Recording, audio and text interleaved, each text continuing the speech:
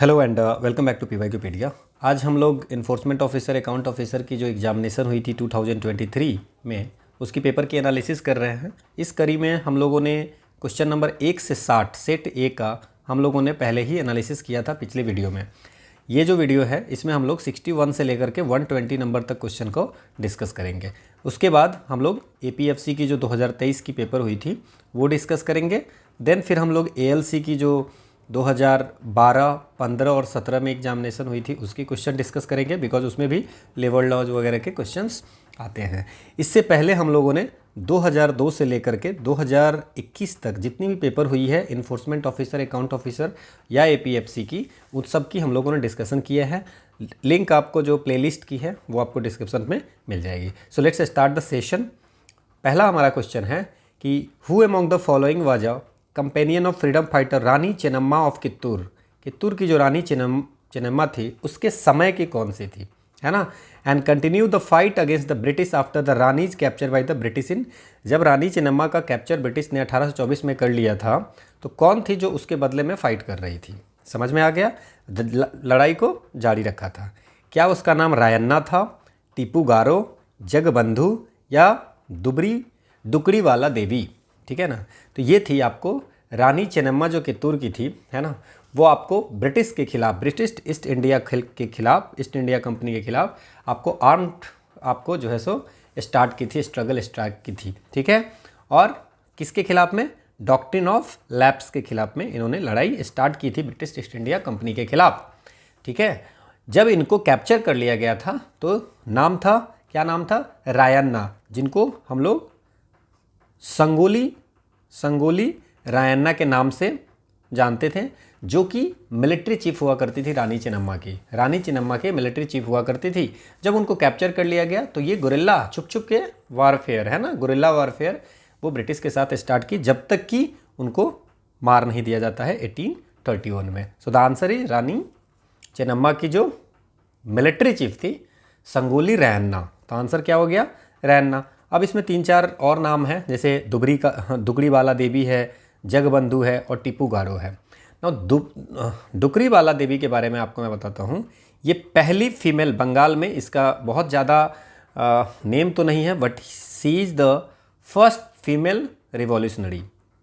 ठीक है। इनका बहुत जगह मेंशन नहीं है। ये पहली फीमेल रिवॉल्यूशनरी फ्रॉम कहाँ से? बंगाल से, दुकड़ी वाला देवी, है ना। इनको सबसे पहले आर्म्स एक्ट में आपको जो है सो इनको गिरफ्तार किया गया था। ठीक है। ये याद रखना है आपको। तो ये आपको दुकड़ी बाला देवी के बारे में इतनी इन्फॉर्मेशन याद रखनी है। इसके बाद जगबंधु हैं। जगबंधु जो है इनको बख्शी जगबंधु भी बोलते हैं। ये आपको उड़ीसा के है ना, उड़ीसा में खुदरा के किंग हुआ करते थे। खुदरा के किंग ऑफ खुदरा के कमांडर ऑफ फोर्स हुआ करते थे। So Jagabandhu was the commander of the forces of the king of खुदरा इन उड़ीसा। और ये इसलिए जगबंधु फेमस है because he led the Paika rebellion. अब पाइका रिवेलियन कब हुआ था? ये उड़ीसा में हुआ था। कब हुआ था? 1817 में। ठीक है ना, ब्रिटिश के खिलाफ हुई थी। तो जगबंधु भी हम लोग याद रखेंगे कि खुर्दा के राजा, है ना, ठीक है, खुर्दा के राजा के कमांडर, फोर्स जो होते थे उनके आर्मी होते थे, उसके कमांडर हुआ करते थे ये। और इन्होंने ही पाइका रिवेलियन स्टार्ट किया था अगेंस्ट द ब्रिटिश इन 1817। तो जगबंधु के बारे में। एंड टीपू गारो जो है आपको, ये आपको जो गारो जो ट्राइब्स होते थे, तो इन्होंने सबसे पहला आपको 1825 में फर्स्ट एंटी कॉलोनियल जो है सो आपको जो ब्रिटिश थे उसके अगेंस्ट में जो है सो आपको इन्हीं के नेतृत्व में लड़ाई स्टार्ट हुई थी। सो ये सारी नाम के आपको याद रखना है कि अगर आगे किसी भी एग्जामिनेशन में इस टाइप से क्वेश्चन पूछा जाए तो आपको पता होना चाहिए। ठीक है। अगला है कि जो पहली इंडियन फैक्ट्रीज एक्ट पास की गई थी 1881 में। तो पहला तो क्वेश्चन ये बनता है कि फर्स्ट इंडियन फैक्ट्रीज एक्ट कब पास की गई थी? It is in 1881। ये भी हमने पहले डिस्कस किया हुआ है जब पिछली एग्जामिनेशन में के लिए तैयारी करा रहे थे। ठीक है। तो उसमें किस चीज़ के लिए था? क्या विमेन के लेबर के लिए था, या फैक्ट्री वर्कर के लिविंग कंडीशन के लिए था, या चाइल्ड लेबर का, या टेक्सटाइल वर्कर का? जो इंडियन फैक्ट्री एक्ट पहले जो आई थी सबसे बड़ा, उसमें क्या था कि सबसे ज़्यादा इशू जो था वो चाइल्ड लेबर की वर्किंग कंडीशन के ऊपर था। ठीक है ना। तो उसमें ये बात किया गया था कि लेस देन 7 साल से एज को आपको चिल्ड्रेन को आपको नहीं एम्प्लॉयमेंट करानी है। इसके बाद आपको जो वर्किंग आवर्स थी उनकी वर्किंग आवर जो होगा उनको कम करना था कि आपको 9 आवर्स पर डे से ज़्यादा नहीं करवा सकते हैं अगर किसी की एज 7 से 12 के बीच में है तो, ठीक है ना। आपको रेस्ट देना है, 1 आवर का rest, 1 hour rest per day देना है। इसी डेटा बत याद रखिए। बट ये उस समय जो स्टार्ट की गई थी फैक्ट्रीज एक्ट जो है सो मेनली इसलिए स्टार्ट की गई थी कि बच्चों को काम करवाया जा रहा था, तो बच्चों को काम नहीं करवाना था, ठीक है ना। तो उसी में रूल्स था कि 7 साल से कम के बच्चों को आपको एम्प्लॉयमेंट नहीं देना, ठीक है। डेंजरस मशीनरी है तो उसके चारों तरफ फेंसिंग लगवाएंगे। तो ये मेनली जो फोकस था वो चाइल्ड लेबर पे था, ठीक है। This is the explanation. अगला क्वेश्चन है हमारा, क्या है कि वेयर वाज आज़ाद हिंद फौज कहाँ पे फॉर्मेशन हुई थी, ठीक है। तो इसकी फॉर्मेशन आज़ाद हिंद फौज या इंडियन नेशनल आर्मी, तो इनकी जो फॉर्मेशन हुई थी वो हुई थी 1942 में। कब हुई थी? 1942 में हुई थी। कहाँ पे हुई थी? सिंगापुर में। बेसिक क्वेश्चन है। सिंगापुर में इसको हुई थी। किसके द्वारा? कैप्टन मोहन सिंह, कैप्टन मोहन सिंह के द्वारा हुआ था, है ना। उनको कौन सपोर्ट कर रहा था? जापानीज, है ना, वर्ल्ड वॉर 2 के समय में, ठीक है ना। इसमें बाद में सुभाष चंद्र बोस जो है सो आपको 1945 में इसको रिवाइटलाइज किए थे, नया फिर से स्टार्ट किए हुए थे, है ना। और उसमें स्ट्रेंथ दिए थे, आइडियोलॉजिकल स्ट्रेंथ, ठीक है ना, और उन्होंने सपोर्ट किया था, ठीक है। So this is the Singapore and this is the explanation. अगला हमारा क्वेश्चन है कि इन 1927 में लॉर्ड ब्रिकेनहेड जो कि secretary of state for India हुआ करते थे, उन्होंने एक कमेटी बनाई थी, अपॉइंटेड ए कमेटी ऑफ। उस कमेटी में कितने मेंबर थे? 3 मेंबर थे। तो 27 में बनाए थे और 3 मेंबर थे। To enquire into the relationship between Indian state and British government, Indian state और ब्रिटिश गवर्नमेंट के बीच में रिलेशन कैसी है उसके बारे में, और उसके बारे में सजेशन करने के लिए, ठीक है ना, कि अभी जो इकोनॉमिक रिलेशन है between Indian state and British India, तो इसमें बोल रहे हैं कि कौन कौन मेंबर नहीं थे। तो आप लोगों को समझ में आ गया होगा कि ये जो बात कर रहा है उस कमेटी का नाम है इंडियन स्टेट्स कमेटी। क्या नाम है? Indian states committee. और ये 1927 में जो भारत के सेक्रेटरी ऑफ स्टेट थे लॉर्ड बर्किनहेड, उन्होंने आपको स्टार्ट किया था कि भैया इंडियन स्टेट जो प्रिंसली स्टेट्स वगैरह हैं और ब्रिटिश गवर्नमेंट के बीच में फाइनेंशियल रिलेशनशिप कैसी है, कैसी रिलेशनशिप चल रही है। और इसको बटलर कमेटी भी बोलते थे। क्या बोलते थे? बटलर कमेटी भी इसी को बोलते थे। इंडियन स्टेट्स कमेटी या बटलर कमेटी, ये दोनों एक ही है। तो इसके जो मेंबर हुआ करते थे, हरकर्ट बटलर, है ना, हरकोट बटलर, ये आपको चेयरमैन होते थे। और WS होल्ड्सवर्थ हैं और SC पील हैं, ये इसके मेंबर हुआ करते थे। 3 मेंबर की कमेटी थी। AJ विल्सन इसमें कुछ भी नहीं थे। तो आंसर इसमें पूछ रहा है कि कौन इसके मेंबर नहीं थे। तो पहले तो हमें पता करना है कि कमेटी कौन सी थी, उसमें कौन से मेंबर नहीं है। So this is the B is the answer, ठीक है। अगला हमारा क्वेश्चन है कि इनमें से कौन सा सही है। बोल रहा है कि कॉर्नवालिस सिस्टम के अनुसार डिस्ट्रिक्ट को डिवाइड किए गए थे थाना में, ठीक है, और हर उसकी पुलिस की जुडिक्शन होती थी 20 से 30 माइल स्क्वायर। पहला तो ये आपको बोला। दूसरा ये कहा कि each of them was placed under an officer of government under the denomination of दरोगा। और बोला जो थाना होते थे, है ना, जो 20 से 30 माइल्स स्क्वायर के बीच में जो जुडिक्शन होती थी, एक थाना का जुडिक्शन 20 से 30 माइल्स स्क्वायर होता था, और उसके जो हेड होते थे उसको बोलते थे दरोगा, ठीक है, क्लियर। तो फर्स्ट एंड सेकंड तो आपके ये बिल्कुल सही है कि कॉर्नवालिस के समय में ये चीज़ें हुई थी। दरोगा सिस्टम जो है सो स्टार्ट जो की गई थी कॉर्नवालिस के द्वारा किया गया था 1791 में, है ना, बंगाल में, ठीक है। यहाँ तक कोई दिक्कत नहीं है। ये इससे रिस्ट्रक्चरिंग जो किया गया था उससे क्या था कि लॉ कानून सही से चले। The daroga system was introduced in Madras in 1812। गलत हो गया ना ये लाइन, थर्ड आपका सही नहीं है। तो B और C आंसर तो ऐसे ही नहीं होगा, because it is started by the Lord Cornwallis in the Bengal presidency in around 1791 में दरोगा सिस्टम। द दरोगा was nominated by the district magistrate. अब यहाँ ना थोड़ी सी ये है, कन्फ्यूजन है। तो sometime it is said that कि जैसे कि अभी अगर आप बात करते हो, अगर UPSC की बात करें, कहीं कहीं ये चीज़ मेंशन की गई है, यूपीएससी ने बोला है क्या कि इसके 1, 2 एंड 4 आंसर होगा, बट इट इज, तो हम लोग ये मान के चलेंगे 1, 2 एंड 4। बट दरोगा जो था वो अपॉइंट किए जाते थे। नॉमिनेशन एंड अपॉइंटमेंट में देयर इज अ डिफरेंस, है ना। तो ऐसा नहीं है, डिस्ट्रिक्ट मजिस्ट्रेट के द्वारा इसको अपॉइंट किए जाते थे with some criterias are there, तो वहाँ से किए जाते हैं। बट यहाँ पे नॉमिनेटेड है, बट यूपीएससी ने इसको सही माना है, तो इसको हम लोग सही मान के चलेंगे, ठीक है। इसीलिए मैंने इसमें आपको ऑप्शन डी एंड ए दिया है। अगला हमारा क्वेश्चन है कि model standing order form under the industrial employment standing order act 1946 shall not apply to an establishment in respect of which of the appropriate government is that of the state of. ये जो model standing order है वो कौन से state में apply नहीं होते हैं। जो मॉडल इंडस्ट्रियल एम्प्लॉयमेंट एक्ट 1946 का जो ऑर्डर है, स्टैंडिंग ऑर्डर, वो कौन से स्टेट में अप्लाई नहीं होता है। तो गुजरात है जो कि अपना खुद का रूल्स फॉर्म किया है ना स्टैंडिंग ऑर्डर्स पे, तो उसमें वहाँ पे वो अप्लाई नहीं होता है जो गुजरात में इस्टेब्लिशमेंट है, क्योंकि स्टेट की अपनी स्टैंडिंग ऑर्डर उस पर प्रोसीड करता है, ठीक है। अगला हमारा क्वेश्चन है an out worker is expressly excluded from the definition of workman under which one of the following legislation. Question आपसे पूछा है कि आउट वर्कर है ना, बाह्य कर्मकार, बाहर से काम करने वाले को वर्कमैन के डेफिनेशन से बाहर रखा गया है। किसमें?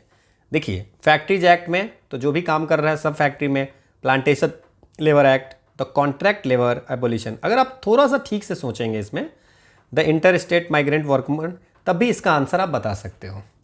अगर हमें बात कर रहे हैं कि आउट वर्कर का, ठीक है ना, तो हमारे कॉन्ट्रैक्ट लेबर में, कॉन्ट्रैक्ट लेबर जो बना गया था वो उसी के लिए बना गया था जो बाहर ही काम करे हैं, जो इंडस्ट्री में है, जो डायरेक्ट परमानेंट अपॉइंटी, उसके लिए नहीं बनाया गया था, ठीक है। तो ये जो आउट वर्कर है ना, वो आपको कॉन्ट्रैक्ट लेबर में बताया गया था और वहां पे वर्कमैन में इसको डिफाइन नहीं किया गया है। अगर आप section 2I of the contract labour regulation and abolition act 1970 देखोगे तो वहां पे इट इज रिटन दैट कि वर्कमैन का मतलब क्या होगा कि किसी स्टैब्लिशमेंट में वर्क कर रहा होगा, स्किल वर्क हो, सेमी स्किल वर्क हो, अनस्किल वर्क हो, सुपरवाइजरी हो, टेक्निकल हो, क्लर्कियल हो, ठीक है ना। लेकिन उसमें कौन कौन चीजें एप्लीकेबल नहीं होंगे, ठीक है। तो वहां पे लिखा हुआ है कि आउट वर्कर जो होगा, a person to whom any article or materials are given out by or on behalf of the principal employer to be made of. जैसे मान लीजिए कि आप इस कंट्री में कॉन्ट्रैक्ट वर्क में खोला कि कॉन्ट्रैक्ट लेबर वाले में किसको हम वर्कमैन मानेंगे।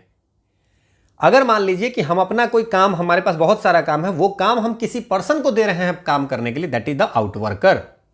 आप समझ रहे हैं मेरी बात को? एक कंपनी में बहुत सारी चीजें काम होती है, हमने उसको आउटसोर्स आप समझते हैं ना, जो फॉरेन की होती है। उसी तरह अगर हम किसी और को दे दिए तो उसको आउट वर्कर बोलते हैं, उसको हम वर्कमैन नहीं बोलेंगे कॉन्ट्रैक्ट लेबर में। क्लियर, समझ गए? तो कॉन्ट्रैक्ट लेबर में वर्कमैन में आउट वर्कर को नहीं बोला गया है, ठीक है ना, कि बाहर ले जाके कुछ भी काम कर रहा है। तो क्लियर, समझ में आया? ठीक है, तो कॉन्ट्रैक्ट लेबर में इसको डिफाइन किया गया है। देख लो, इसमें वर्कमैन का डेफिनेशन जो लिखा हुआ है उसमें लिखा हुआ है but does not include any such person who is an out worker, मतलब a person to whom any article or material given out by or on behalf of the principal employer. Principal मतलब आप company के जो मालिक होंगे वो दे रहे हैं कि इसको वॉश करके लेके आओ, अल्टर करो, चेंज करो, फिनिश करो, है ना, ठीक है ना। तो ये समझ में आउट वर्कर समझ गए, बाहर वाले, इतना समझ गए? हाँ। अगला हमारा क्वेश्चन है कि विच one of the following nature of work shall not be taken into account while the appropriate government consider prohibiting employment of contract labor in an establishment under the Contract Labor Act 1970। फिर से contract labour act 1970 पे question पूछ रहा है और इस type के question हम लोगों ने किए हैं, है ना। तो ये कहाँ कहाँ अप्लाई कर रहा है ये आपको अगर पता होगा तो आप क्वेश्चन बना लोगे। कहाँ पे नहीं है अप्लाई, बेसिकली ये पूछा जाता है कि किस तरह के वर्क में ये अप्लाई नहीं होगा, ठीक है। देखिए, अब हम अगर सेक्शन 1 का 4 सब क्लॉज में जाएंगे द कॉन्ट्रैक्ट लेबर एक्ट 1970 में, तो ये बोला है कि हर वो इस्टेब्लिशमेंट जहां 20 या 20 से अधिक लोग जॉब करते वर्कमैन होंगे, है ना, ठीक है ना, पिछले 12 महीनों में, तो उसको कॉन्ट्रैक्ट, तो आपको एज अ कॉन्ट्रैक्ट लेबर होगा तो वहां पे ये एक्ट लागू होगा। As a contract labour, because ये जो एक्ट है वो कॉन्ट्रैक्ट लेबर के लिए है। तो 20 से ज़्यादा अगर कॉन्ट्रैक्ट लेबर होगा, 20 या 20 से अधिक, तभी उसमें ये होगा, ठीक है, तभी लागू होगा। लेकिन इसमें आपको ये बताया गया हुआ है, ठीक है ना, कि अगर कोई इंटरमिटेंट वर्क होगा, इंटरमिटेंट या कैजुअल नेचर का वर्क होगा, अगर कोई स्टैब्लिशमेंट करता होगा तो उसमें नहीं करना होगा। समझ में आ रहा है? सो यहां पे तो लागू, the process operation or other work is incidental to or necessary for the industry. Industry के लिए जो नेसेसरी है वहां तो कर ही सकते हैं। परमानेंट नेचर का वर्क होगा उसमें भी कर सकते हैं, उसमें भी लागू होगा। The work is done ordinarily through regular workman से जो काम करवा रहे हैं उसमें भी, वहां भी लागू होगा। लेकिन अगर इंटरमिटेंट नेचर का काम होगा, इंटरमिटेंट का मतलब क्या होगा, कैजुअल नेचर का होगा।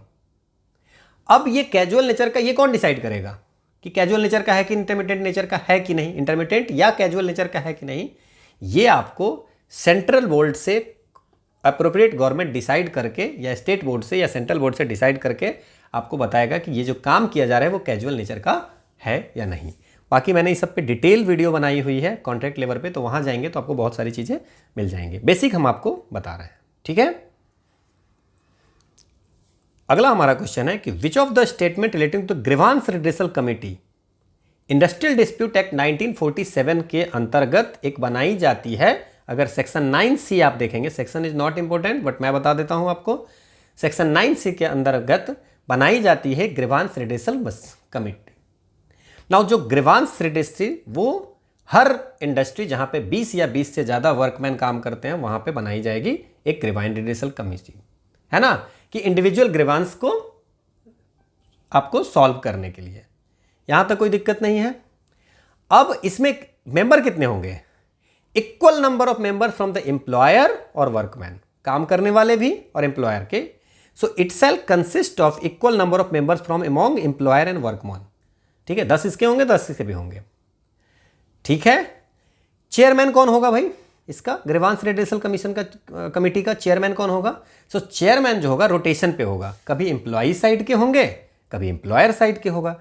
It shall be constituted in industrial establish employing 20 और मोर वर्क। ये मैंने बता दिया है कि 20 या 20 से अधिक जिस भी एस्टेब्लिशमेंट में वर्क अगर एम्प्लॉई होंगे तो वहां पे बनाई जाएगी एक ग्रीवांस रिड्रेसल कमेटी, और उसमें इक्वल में नंबर ऑफ मेंबर्स एम्प्लॉय और एम्प्लॉयर की तरफ से होंगे। चेयरमैन पर्सन जो होगा कभी वर्कमैन होगा, कभी एम्प्लॉयर होगा, हर साल के साल चेंज होगा। एक चीज और है इसमें कि जो इसकी टोटल मेंबर होंगे shall not be more than 6 से ज्यादा मेंबर नहीं होने चाहिए, ठीक है, समझ में आ गया, क्लियर। 6 से ज्यादा, नॉट एक्सीड मोर देन, 4 हो सकते हैं, 2 हो सकते हैं, 1 दोनों के, है ना, या 3 हो सकते हैं, क्लियर, समझ में आ गया, हाँ क्लियर। 1 से ज्यादा भी ग्रीवांस रिड्रेसल कमेटी हो सकती है एक कंपनी में।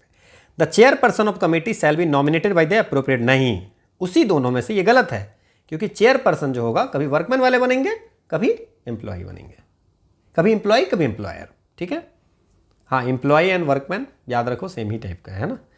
अगला हमारा है, क्या है क्वेश्चन हमारा, कि under the provision of factories act 1948 a safety committee is to be constituted. कौन सी कितने मेंबर्स होंगे कम से कम तो सेफ्टी कमेटी बनाई जाएगी। और तो ये हम ना ये सब पढ़े हुए हैं पहले। अगर आप फैक्ट्रीज एक्ट के, अब लेबर लॉ की हम बहुत सारी वीडियो भी, 18 वीडियो की एक सीरीज भी थी, उसमें भी हमने ये सब चीज़ें बात की थी। एंड पिछले साल जब तैयारी करवा रहे थे, मतलब प्रीवियस जो EPF होगा था, उसमें भी इन चीज़ों को डिस्कस किए थे। हमारे जो फैक्ट्रीज एक्ट 1948 है उसकी अगर आप सेक्शन 41G में जाइए, आई ऑलवेज टेल यू कि मैं सेक्शन बताता हूँ फॉर कन्वेनियंस कि आप वहाँ जाके ढूंढ सकते हो, बट आपको सेक्शन याद नहीं रखना है। तो इसमें है कि जो भी कंपनी का ऑक्यूपायर होगा, मतलब कंपनी का मालिक होगा हर फैक्ट्री में, जहाँ पे हजार्डस वर्क होता होगा, क्या होगा हजार्डस, मतलब कि जहाँ पे ऐसी चीज़ें होती हो जिसमें इशू हो, है ना, तो उसमें सेफ्टी की ज़रूरत होती है। जहाँ पे हजार्डस कोई सब्सटेंस बन रहा हो जिसको उसको हैंडल करने के लिए सेफ्टी ज़रूरी है, तो वहाँ पे आपको सेफ्टी कमेटी बनानी है ना। क्या बनानी है वहाँ पे, सेफ्टी कमेटी। तो जहाँ पे भी हजार्डस सब्सटेंस का यूज होगा, उसका लोग हैंडल कर रहे होंगे, ठीक है ना, तो वहाँ पे बनाना पड़ता है सेफ्टी कमेटी। वहाँ पे भी वर्कर्स की और मैनेजमेंट की दोनों के इक्वल नंबर ऑफ पीपल होंगे, ठीक है ना। और हमेशा वो जो है सो देखते रहेंगे, ठीक है, कि कमेटी बनी कि नहीं बनी, और सेफ्टी कमेटी काम कर रही है कि नहीं, चीज़ों को देख रही है कि नहीं, कि जितने लोग हैं उतनी सेफ्टी इक्विपमेंट पहन रहे हैं कि नहीं पहन रहे हैं। ये सारी चीज़ें आपको वर्कर्स और मैनेजमेंट के बीच में कोऑपरेशन करके काम करने का, हेल्थ सेफ्टी, जो health of the people, health of the worker, work place पे हेल्थ अच्छा हो, है ना, उसके लिए ये सेफ्टी कमेटी बनाई जाती है, जहाँ हर वो इस्टेब्लिशमेंट जहाँ पे हजार्डस सब्सटेंस यूज हो रही हो या हैंडल हो रही होगी। ठीक है, समझ में आ गया? This is the explanation. अगला हमारा क्वेश्चन है कि 8 डिजिट का नंबर है ना, तो 8 डिजिट का नंबर है और वो डिविजिबल बाई 88 है, ठीक है ना। Where x and y are digits, what are the possible value of x and y. Now see, अगर हम लोग बात करें 7 8 9 4 5 9 एक्स वाई, देखिए पहली तो एक चीज़ आप इसमें ये दिमाग लगा सकते हो कि 8 से डिविजिबल 8 इंटू 11, मतलब 8 से भी डिविजिबल होगा, 11 से भी होगा। तो 8 से डिविजिबल मतलब last 3 digit should be divisible by the 8। तो अगर यहाँ पे बात करेंगे तो क्या हो जाएगा, 9 1 2 9 2 2 9 3 6 और 9 4 4। क्लियर? यहाँ तक कोई दिक्कत नहीं है आपको कि अगर हम लोग इसमें बात करें कि ये इसमें से कौन सा 8 से डिविजिबल है, तो अगर आप बात करें तो ये भी डिविजिबल है ना, ये भी डिविजिबल है, ये भी है, ये भी है। क्लियर? सिर्फ एक ये डिविजिबल नहीं है, तो सिर्फ इसके 8 वाली क्राइटेरिया से नहीं होगा। अब हम बात करते हैं कि 11 की क्राइटेरिया से कैसे होगा, ठीक है ना। 11 वाली क्राइटेरिया, 11 से डिविजिबिलिटी का रूल्स क्या है। तो 11 से डिविजिबिलिटी का रूल है कि आपको ऑड नंबर पे जो भी नंबर है उसको ऐड कर दो, और इवन नंबर पे जो नंबर है उसको ऐड कर दो, दोनों को सब्ट्रैक्ट करके देखो। नाउ 7 9 16 प्लस एक्स हो जाएगा, कितना हो जाएगा, 9 7 16 5 21 प्लस एक्स, तो 21 प्लस एक्स, ठीक है, माइनस 8 4 12 9 21 प्लस वाई। आपको समझ में आया? दोनों का जो ये होगा, जो सब्सट्रैक्शन होगा, इधर 0 होना चाहिए, 11 के मल्टीपल में होनी चाहिए, 11 होगा, ठीक है। So 21 plus x minus 21 minus y, so 21 21 cancel हो गया, सो एक्स माइनस वाई की वैल्यू जो होगा या तो 0 हो या 11 के मल्टीपल में हो। समझ में आ रहा है आपको? 0 होगा या 11 के मल्टीपल में होगा। नाउ सी, इसमें देख लो, 1 माइनस 2 माइनस 1 हो जाएगा, गया, 3 माइनस 6 माइनस 3 हो जाएगा। बट व्हेन ये अगर करेंगे x के वैल्यू 4 y के वैल्यू 4, तो 4 माइनस 4 0 भी हो जाएगा, और ये लास्ट में अगर 9 के बाद 4 4 रहेगा तो ये लास्ट 3 डिजिट। समझ में आना चाहिए कि लास्ट डिजिट अगर 2 से डिविजिबिलिटी का रूल्स है कि लास्ट डिजिट सम होना चाहिए, ठीक है। 4 से है कि लास्ट 2 डिजिट जो है सो डिविजिबल होना चाहिए 4 से, तो पूरा डिजिट डिविजिबल हो जाएगा। 3 से डिविजिबल 8 से है कि लास्ट 3 डिजिट अगर 8 से डिविजिबल है तो पूरा नंबर 8 से डिविजिबल हो जाएगा। तो दीज आर द फ्यू, आपको जो है सो डिविजिबिलिटी का रूल्स है, उसको 11 का उसी तरह है कि सम नंबर पे जो है और विषम नंबर पे जो है उन दोनों को सब्ट्रैक्ट करो, 0 या 11 के मल्टीपल में आ जाएगा तो आपको। तो इसमें हमको x और y की वैल्यू करनी है, तो ऑप्शन देख करके हम लोग का the answer is D. Okay, अगला हमारा क्वेश्चन है, क्या क्वेश्चन है कि if x is the smallest number, natural number, that is divisible by both 24 and 30, whereas y is the largest natural number that divides both 36 and 100, then what is the value of x minus y। अब देखिए, smallest natural number है that is divisible by, जो 24 से भी divisible हो और 30 से भी डिविजिबल हो, तो इसमें स्मॉलेस्ट नंबर है, so just find the LCM of 24 and 30। So you will get, कितना आ रहा है आपको, इट्स अ 120। नाउ तो ये x की वैल्यू 120 हो गई। y is the largest natural number that divide 36 and 100, मतलब 36 और 100 में GSD आपको निकालना है, HCF निकालना है ना, ग्रेटेस्ट कॉमन फैक्टर, है ना।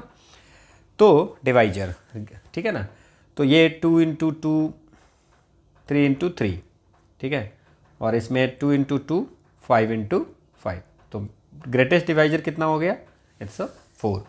तो y की वैल्यू 4 आपकी हुई और x की वैल्यू 120 हुई, दोनों का डिफरेंस पूछ रहा है, सो 120 minus 4 which is 116 is the answer.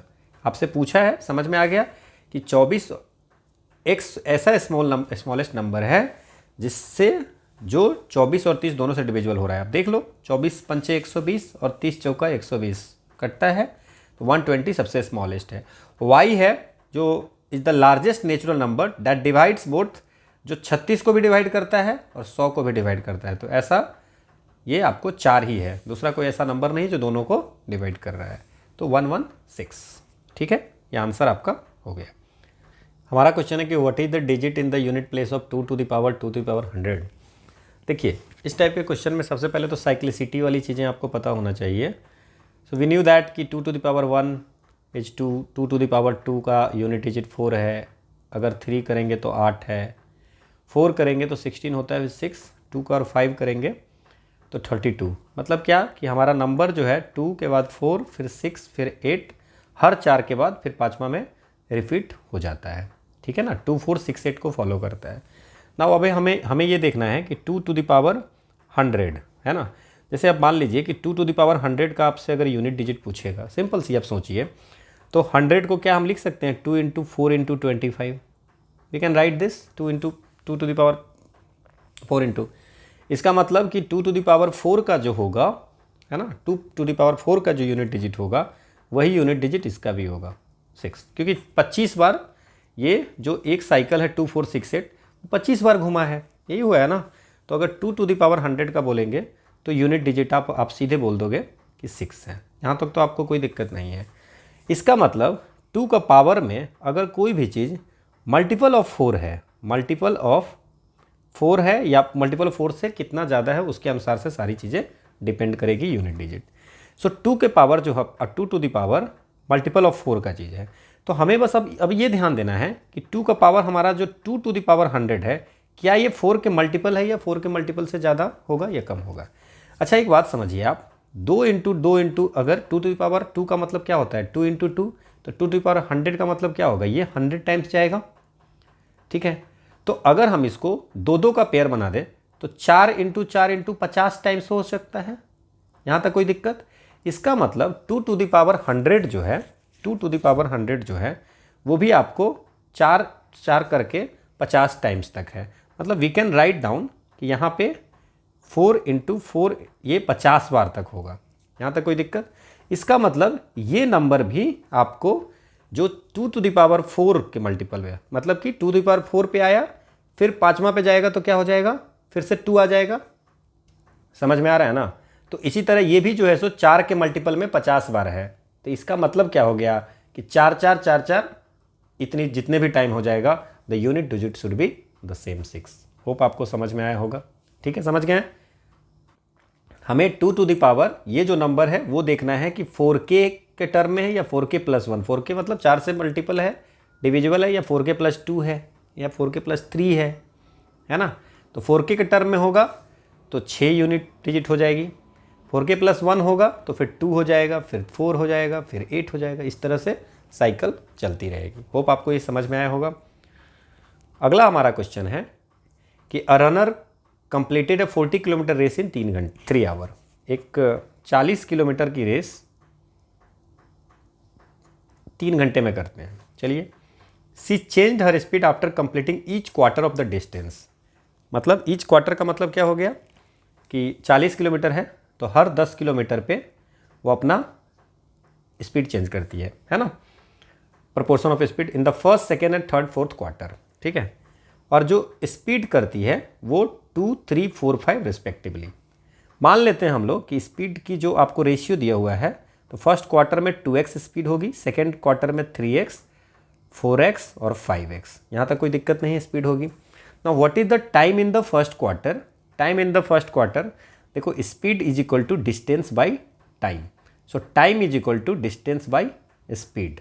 Now what is the distance, 10 kilometre चला 2x की स्पीड से, फिर टाइम टोटल ये क्या हो जाएगा 3x, फिर थर्ड क्वार्टर में जो टाइम लगा वो 10/4x, और फोर्थ क्वार्टर में जो लगा वो 10/5x हो गया। नाउ तो टोटल जो हमको टाइम लगा है वो आपको 40 किलोमीटर इन 3 आवर आपको मिनट में दिया हुआ है ना। We are given the answer in minute, तो हम लोग उसके अनुसार से देखते हैं कि क्या हो सकता है। नाउ सी, तो ये आपको टोटल टाइम जो दिया है और आपको बताया कि उसको 40 किलोमीटर की रेस 3 घंटे में कंप्लीट करती हैं। इसका मतलब सर आपको ये बताया गया है कि T1 plus T2 plus T3 plus T4 which is वो 180 मतलब कि मिनट आपको लगता है। कितना टोटल मिनट लगता है? 180।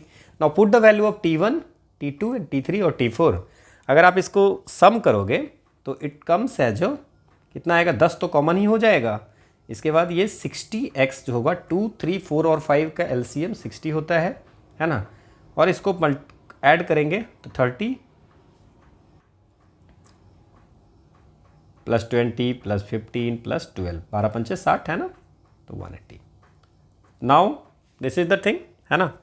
सो 18 into 60x is equal to ये 15, 12, 27 और 47 और 3 77 है ना। Means we can say that the value of x is equal to 77/18 गुने 60। हम लोग पूरा डिटेल में नहीं जाते, इसको कैलकुलेट अभी नहीं कर रहे हैं। नाउ दे आर आस्किंग कि अंतिम in how much time then did she complete the last quarter of the race approximately, मतलब डेसिमल वगैरह का है तो हटा देंगे है ना। सो लास्ट क्वार्टर, तो what is the time in the last quarter? So last quarter में टाइम है T4 10/5x। So just put the value of x is 5 into 77 divide by 18 into 60 और ये 10 into 18 into 60 divide by 5 into 77। अगर इसको हम multiply करते हैं तो हमारा आंसर 28.05 मिनट आता है, which is the nearest to 28 minute. This is the answer. समझ में आ गया कैसे कैसे हम लोग किए हैं?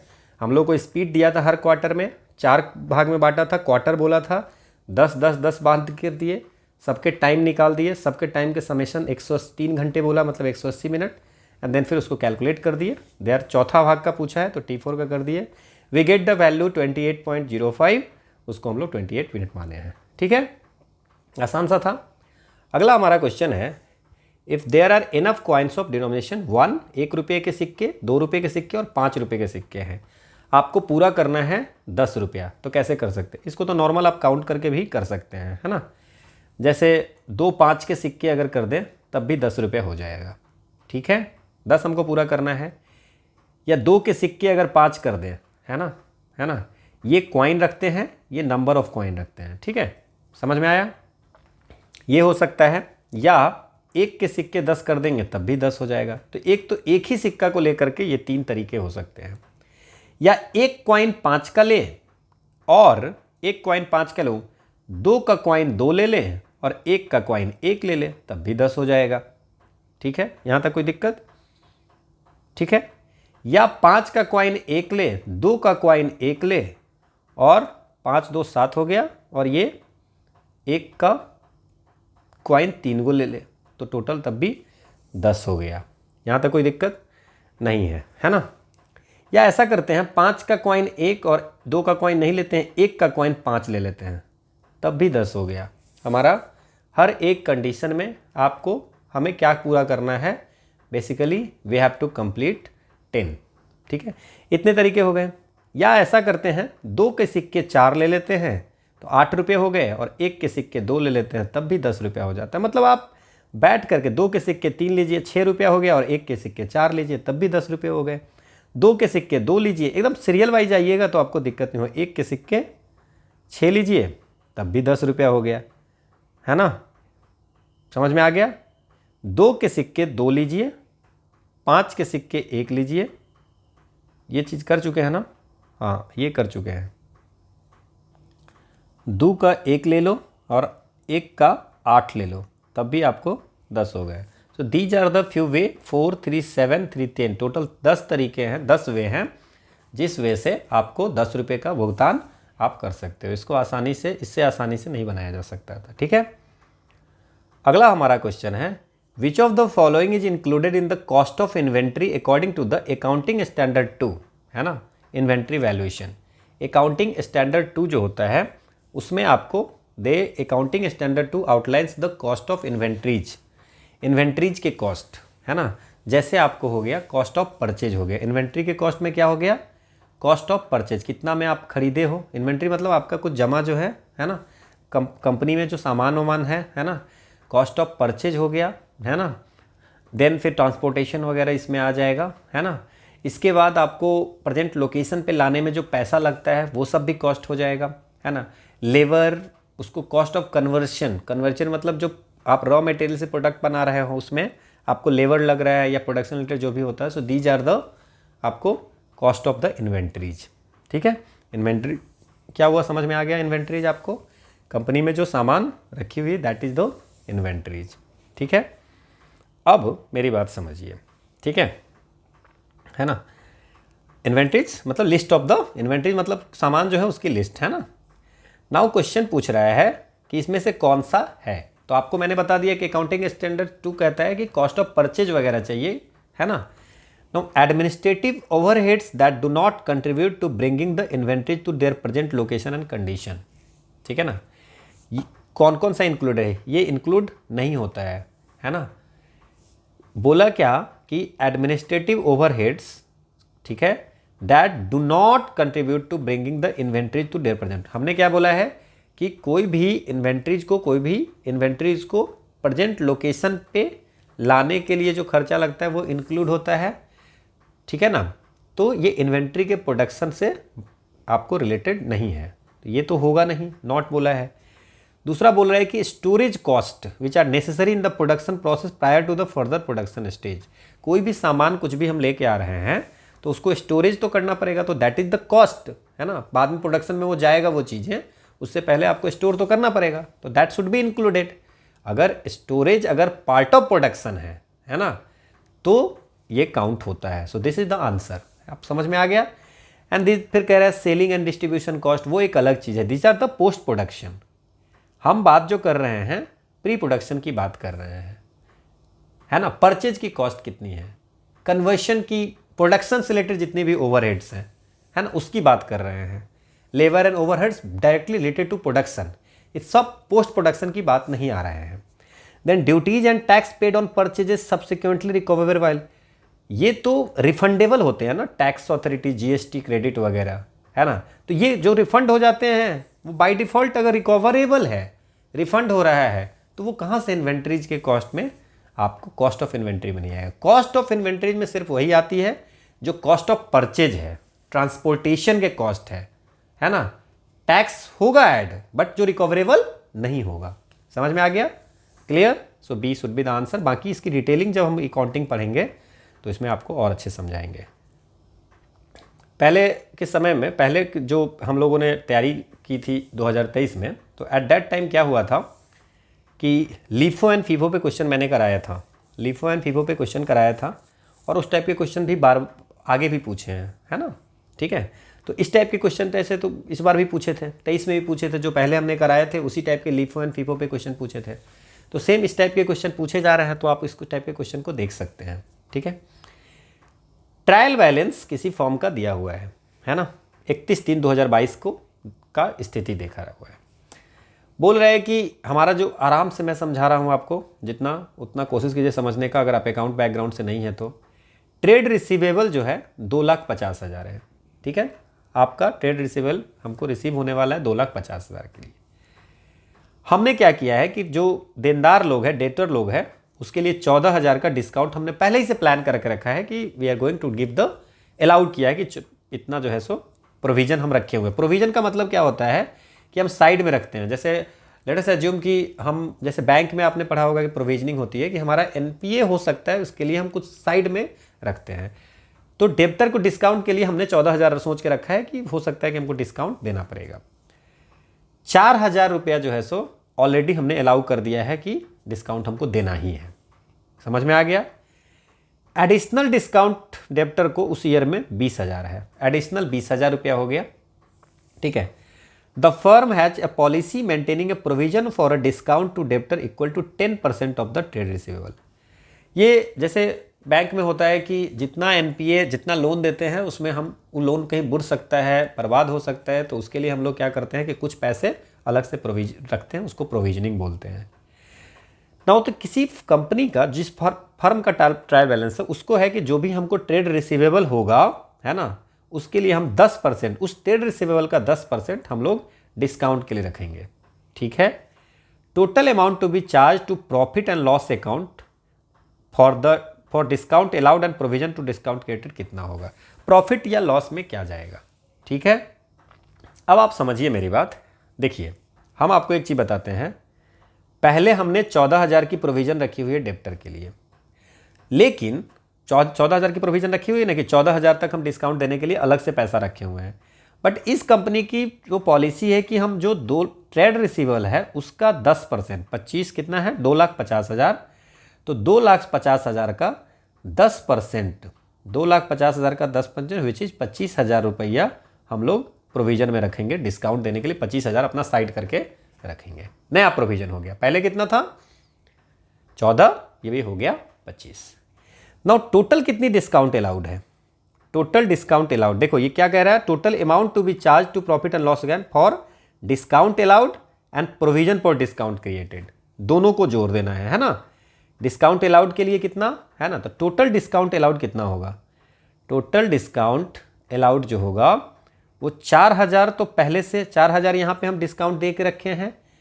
इसके बाद 20,000 रुपया और अलाउ हमें नया किया है, 20,000 additional discount allowed to debtor, मतलब कि 4,000 और 20,000, मतलब टोटल 24,000 रुपया हम डिस्काउंट देने का प्लान कर रहे हैं। लेकिन 24,000 रुपया हम डिस्काउंट देने का प्लान कर रहे हैं, उसमें हमारे पास मात्र 14,000 रुपया है। समझ में आया? आप समझिए फिर से एक बार।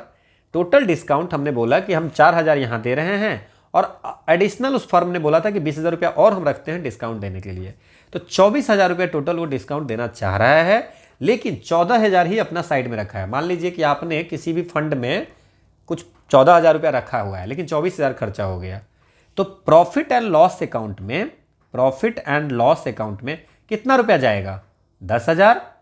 समझ में आया चीज़ें? 24,000 माइनस 14,000 विच इज 10,000 चला गया, ये समझ में आ गया इतना तक। अब हम बात करते हैं कि प्रोविजन पे। ठीक है, प्रोविजन पे बात करते हैं। एक चीज़ आप समझिए, यहाँ पे एक चीज़ आपको इसमें समझने की ज़रूरत है कि अब देखिए ट्रेड रिसेबल जो हमारा है, अब हमको ये तो यहाँ तक निकाल के छोड़े है ना। इसके बाद अब हम बात करते हैं डिस्काउंट अलाउड वाले, तो क्वेश्चन टर्म हम लोग देख लिए हैं। प्रोविजन फॉर डिस्काउंट क्रिएटेड, 2,50,000 रुपया जो हमारा है टोटल जो ट्रेड रिसीवेबल, उसमें हम लोगों ने एडिशनल डिस्काउंट अलाउड जो किए हैं उस साल में वो 20,000 किए हैं। कितना किए हैं? 20,000। सो अब हम जो प्रोविजनिंग करेंगे तो हमारे पास जो है सो 20,000 एक्स्ट्रा किया है, तो 2,30,000 का ही 10% हम लोग यहाँ पे 23,000 रुपया जो है वो आपको लेंगे। प्रोविजनिंग पे 25,000 नहीं करके हम लोग कितना करेंगे? 23,000, क्योंकि ये बताया गया the firm has a policy of maintaining a provision for discount to debtor equal to 10% of the trade receivable balances. ठीक है, सो ये this is the 23,000। Now total amount charge for to profit and loss में 10,000 ये और 23,000 ये, total हमको कितना हो जाएगा? सो 33,000 रुपया जो है आपको टोटल अमाउंट जो है so charge to profit and loss account में आपको इतना रखना पड़ेगा हमारे पास में। So we have to this. Now आप कहेंगे कि सर 20,000 क्यों घटाया है? क्योंकि 20,000 हमने पहले ही से रखा हुआ है, इसके लिए अलग से अलाउ किया हुआ है। तो 20,000 अलाउ किए हुए हैं, तो ट्रेड रिसीवेबल में से 20,000 हम क्यों उसको रखेंगे? 20,000 हम हटा देते हैं ना, 2,30,000 पे 10% करते हैं, तो 23,000 हम रखें और वहाँ पे 10,000, 33,000 इसका हो गया। नहीं समझ में आया? फिर से एक बार मैं थोड़ा समझा देता हूँ, नहीं तो फिर दोबारा आप देखना। ट्रेड रिसीवेबल हमारा 2,50,000 है, प्रोविजन हमने 14,000 की प्रोविजनिंग पहले से रखी हुई है, 4,000 की डिस्काउंट हमने दी है, 20,000 की एडिशनल डिस्काउंट है, टोटल हमारी 24,000 की डिस्काउंट हुआ। ठीक है, लेकिन 24,000 के डिस्काउंट में 14,000 ही रुपया हम उसके लिए प्रोविजन से पहले से रखे हुए हैं। इसका मतलब 10,000 हमको और भी प्रॉफिट एंड लॉस अकाउंट से लेना पड़ेगा, है ना। प्रॉफिट और लॉस मतलब कि जितना बिजनेस में प्रॉफिट हो उसमें से निकालना पड़ेगा। तो 10,000 तो ये रुपया ये प्रॉफिट एंड लॉस पे बोझ पड़ गया। दूसरा क्या है कि हमको प्रोविजनिंग के लिए जो पैसा रखना है, तो प्रोविजनिंग के लिए पैसा रखना है तो 10% ऑफ ट्रेड रिसीवेबल बैलेंसेज है। तो ट्रेड रिसीवेबल 2,50,000 है, 20,000 रुपया इसके लिए हम रखे हुए हैं पहले से, 20,000 डिस्काउंट अलाउड है, तो 2,30,000 हुआ, 2,30,000 का 10% करेंगे, विच इज 23,000। तो 23,000 ये भी प्रॉफिट एंड लॉस अकाउंट पे चार्ज हो जाएगा। जो भी खर्चा होगा वो तो किसी अकाउंट पे लगेगा ना। सो 23,000 और 10,000 विच इज 33,000। होप आपको समझ में आया होगा, नहीं तो हम फिर एक डिटेलिंग करेंगे तो आप समझोगे। बाकी मैंने ये सॉल्व करवा दिए हैं। अगला जो हमारा क्वेश्चन है वो क्वेश्चन कहता है, इस टाइप के क्वेश्चन मैंने कराए हुए हैं, फर्स्ट इन फर्स्ट आउट वाले क्वेश्चन कराए हुए हैं। फीफो का मतलब होता है, ठीक है ना, कि जिस तरह से रिसीव होता है, पहले जो फर्स्ट इन फर्स्ट आउट, जो पहले आया है वो पहले जाएगा। बहुत आसान होता है ये क्वेश्चन, समझ में आया? ठीक है, ये हम कराए हुए तो इस पे क्वेश्चन ही पूछे थे। अब इन्वेंट्री माल सूची है ना। अब देखिए 1 जनवरी को, विच वन ऑफ द फॉलोइंग, 31 जनवरी को पूछ रहा है ना। 1 जनवरी को हमारे पास 200 यूनिट ऐसे माल थे जिसकी कॉस्ट थी 7 रुपया। 8 जनवरी को हम क्या करते हैं, हम 1100 और माल खरीद लेते हैं 8 रुपये की दर से। 25 जनवरी को हम क्या करते हैं, फिर से परचेज करते हैं 300 यूनिट 9 रुपये की दर से। ठीक है, 6 जनवरी को और 9 जनवरी को 100 यूनिट हम पहले बेचते हैं। तो ये तो हमारा पास में हो गया, इतना चीज़ हो गया, खरीद के जैसे भी पहले से था और खरीद के इतने सारे यूनिट हो गए। अब 6 जनवरी को हम बेच देते हैं 100 यूनिट और 9 जनवरी को हम 200 unit. Now see one thing आपको समझ में आना चाहिए कि अगर हम लोग के पास में 1 जनवरी को हमारे पास 200 यूनिट कोई भी चीज़ था एट द रेट ऑफ 7 रुपये, ठीक है, तो 1 जनवरी को था। 6 जनवरी को हम क्या किए, इसमें से 100 बेच दिए। कितना बेचे? 100 रुपया। तो 100 तो 7 रुपये खरीदे थे, मान लीजिए 7 रुपये हटाए, 7 रुपये हटाए तो हमारे पास बचा कितना? बचा हमारा 100 बच गया स्टॉक, 100 यूनिट बच गया किसी माल का, 7 रुपये की दर से 100 यूनिट बच गया। यहाँ तक कोई दिक्कत है नहीं। अब हम क्या करते हैं, 8 जनवरी को आते हैं और 8 जनवरी को फिर 1100 माल खरीद लेते हैं 8 रुपये की दर से। 1100 माल 8 रुपये की दर से खरीद लेते हैं। क्लियर? अब 1100 माल जो खरीदते हैं हम लोग 8 रुपये की दर से, उसमें हम कह रहे हैं कि 9 जनवरी को हम क्या करते हैं, 9 जनवरी को हम एक कांड करते हैं। क्या करते हैं? फिर 200 बेचते हैं। तो अब जो 200 बिकेगा उसमें 100 तो बिकेगा पहले वाला, पहले जो आया हुआ है पहले वाला माल जो है वो पहले बिकेगा।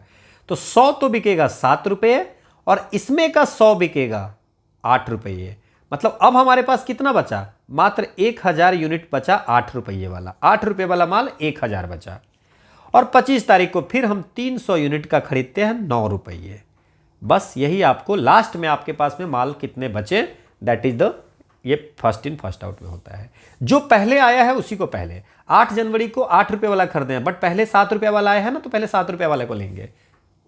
ठीक है, तो 7 रुपये वाला तो हमारा 100 यूनिट बचा हुआ है, क्योंकि 6 जनवरी को 100 यूनिट बेच दिए थे, 200 यूनिट में से 100 बचा था तो उसको हम ले लिए। तो अब जो हैगा 1000 यूनिट जो है 8 रुपये विच इज 8000 और 9 यूनिट जो है 300 रुपये विच इज 2700। टोटल 10,700 रुपये का इन्वेंट्री हमारे पास बचा हुआ है। मान लीजिए कि ये लीफो का क्वेश्चन रहता। लेट अस एज्यूम कि दिस क्वेश्चन इज लीफो। अगर ये लीफो का रहता तो इसका आंसर क्या होता? सेम क्वेश्चन को हम लीफो का बनाते हैं। ठीक है, ठीक है। 1 जनवरी को 200 रुपये 7 था, ठीक है। 6 जनवरी को हमारे पास 200 यूनिट था, 100 बेच दिया, 100 ये बच गया, ठीक है। सो हम लीफो का बात कर रहे हैं। लीफो में हमको 100 रुपये वाला 7 को बच गया। लेकिन हमने क्या किया ना, 8 जनवरी को 1100 रुपये 1100 यूनिट 8 रुपये खरीद दिया। तो 9 जनवरी को जो बेचेंगे, लास्ट इन फर्स्ट आउट, जो बाद में आया है वो पहले चला जाएगा। तो अब जो 9 जनवरी को 200 सेल करने हैं, उसमें से इसमें से 200 जो सेल होगा वो 8 रुपये वाला सेल होगा। ये बचा का बचा रह जाएगा। 200 अगर 8 रुपये वाला होगा तो हमारे पास कितना बचेगा? 908 रुपये वाला बचेगा। समझ में आया? क्लियर? और 25 तारीख को 309 रुपये, 309। मतलब अगर इसको लीफो में लिखेंगे तो 7 गुने 100 700, 9 गुने 8 7200, ठीक है। और ये 300 गुने 9 तो है ही 2700। ये सबको जोड़ देंगे तो लास्ट इन फर्स्ट आउट में करेंगे। मतलब जो बाद में आता है उसको पहले हम लोग स्टॉक को निकालते हैं, this is last in first out. समझ में आ गया? इस पर भी क्वेश्चन आते हैं, आए हुए हैं, बाद में और डिटेल में समझाएंगे, ये मैंने एक्सप्लेन भी कर दिया है। ठीक है, अगला हमारा क्वेश्चन है, following is the information relating to the club for the year ending 31/3/2022 को कोई क्लब है उसके बारे में कुछ बता रहा है। बहुत ही आसान क्वेश्चन पूछते हैं, अगर आप नहीं भी अकाउंट जानते हैं तो आप इसको ठीक ठाक से सॉल्व कर सकते हो। बोला कि 31/3/2022 को जो एंड हो रहा है ईयर, उसके बारे में कुछ इन्फॉर्मेशन है कि एक क्लब है जिसमें 70 मेंबर्स हैं और 70 के 70 मेंबर्स 1000 रुपये हर महीने का पे करते हैं, एनुअल 1 साल का 1000 रुपये पे करते हैं। तो पूछ रहा है कि हमको टोटल सब्सक्रिप्शन 2021-22 में कितना मिला, है ना, मतलब कि 1 अप्रैल से लेकर के 31 मार्च 2022 तक, 1 अप्रैल 2021 से 31 मार्च 2022 तक कितना मिला, यही है। तो मान लीजिए कि 70 लोग हैं, 1000 रुपये चंदा है, तो टोटल कितना मिलना चाहिए? 70,000। लेकिन इतना से क्या काम, 70,000 होना, तो आंसर सर 70,000 होना चाहिए, नहीं। अब मेरी बात समझिए, सब्सक्रिप्शन आउटस्टैंडिंग एज ऑन 31 मार्च 2021 16,000, मतलब जब हमारा 1 अप्रैल 2021 आया था उस समय पुराना वाला 16,000 बचा हुआ था, तो वो भी तो इस साल मिलेगा, इसलिए उसको जोड़ देंगे, पुराना वाला 16,000 रुपया हमको मिलेगा। सब्सक्रिप्शन मतलब सब्सक्रिप्शन अमाउंट आउटस्टैंडिंग एट 31 मार्च, बकाया पैसा था 16,000, तो 16,000 वो मिलेगा इस साल, है ना। 31 मार्च 2021 तक नहीं दिया था कोई, पिछले साल वाला, तो देगा आप, तो 16,000 को जोड़ दे। चलिए, ये तो हो गया। सब्सक्रिप्शन आउटस्टैंडिंग एज ऑन 31 मार्च 2022, ठीक है।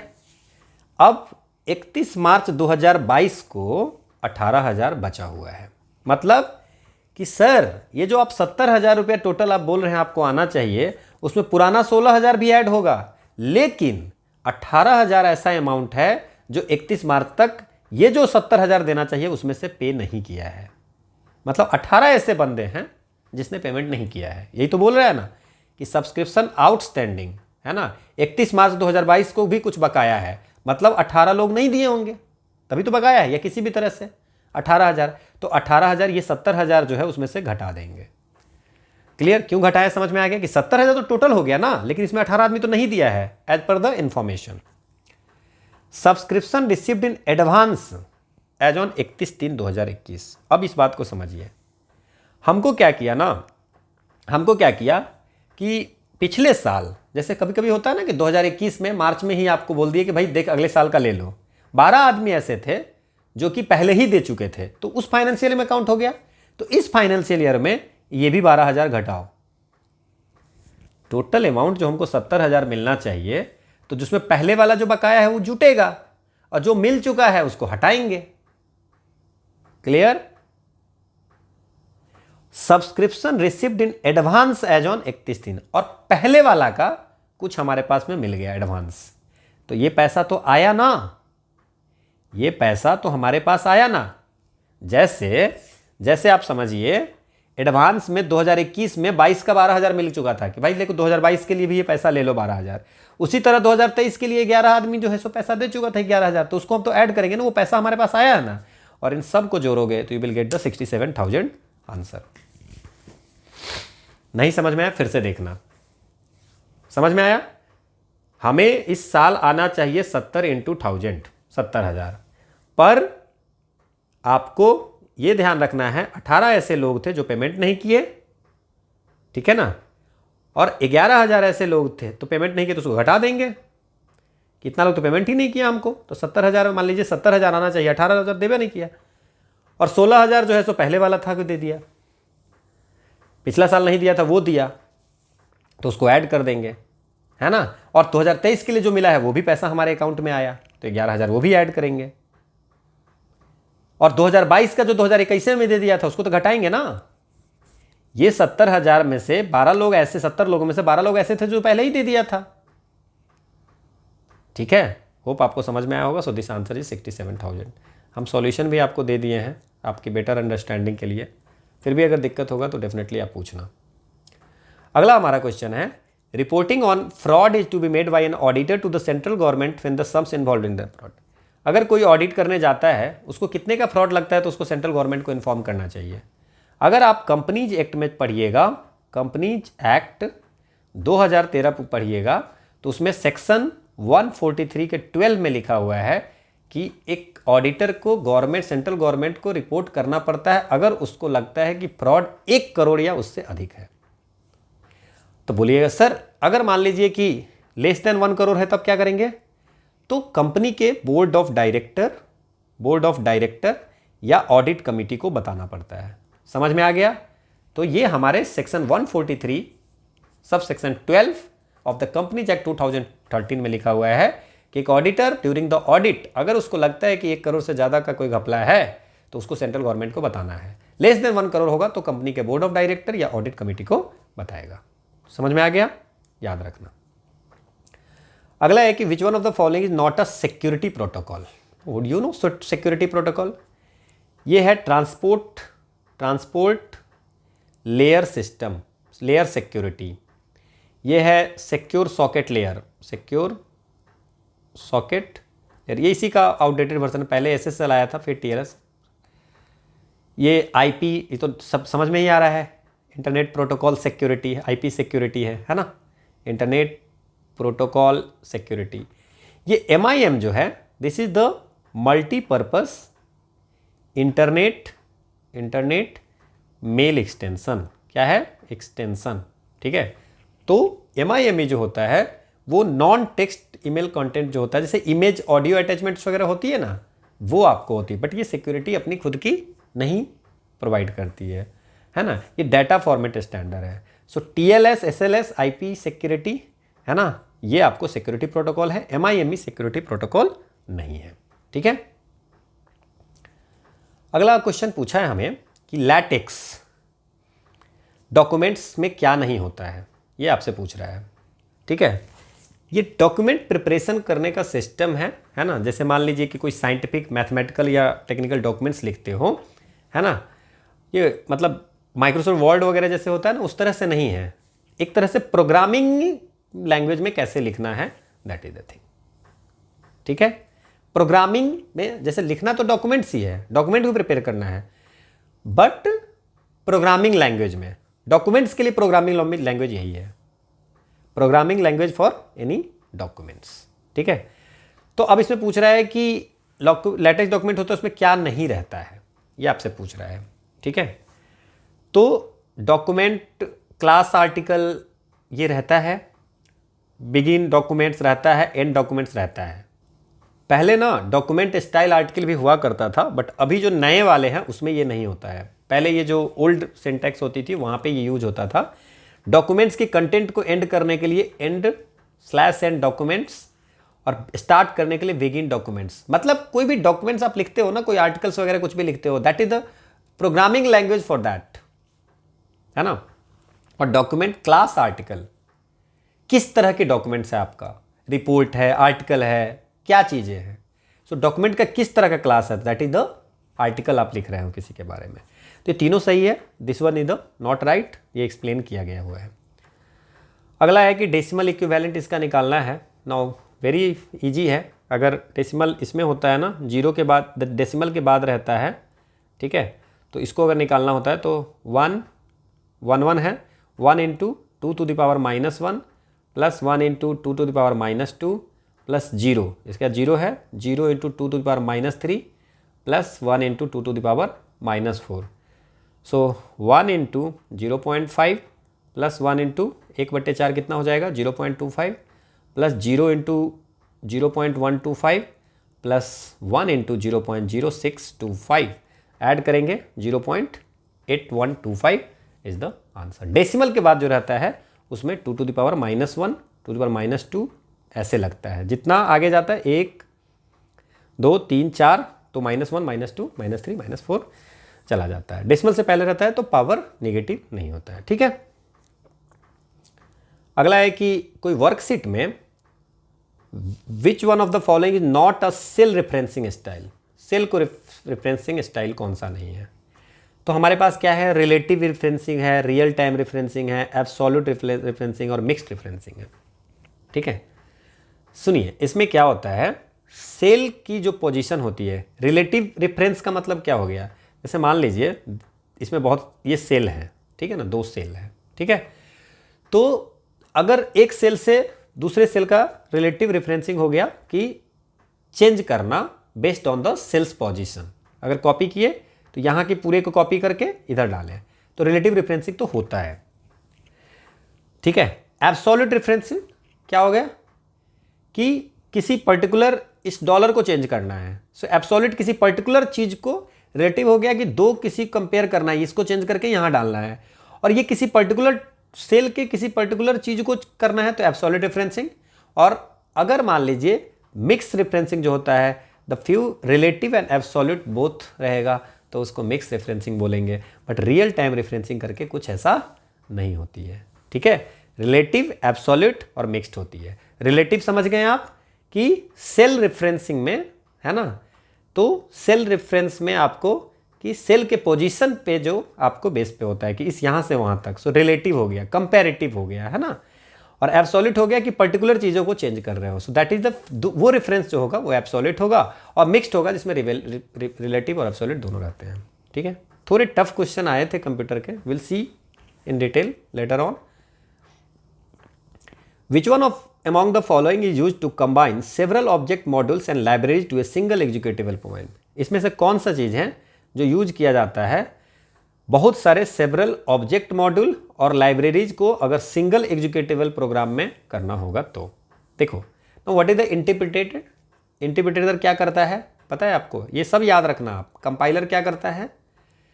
सोर्स कोड को ट्रांसलेट करता है। क्या करता है? Translate source code into object code.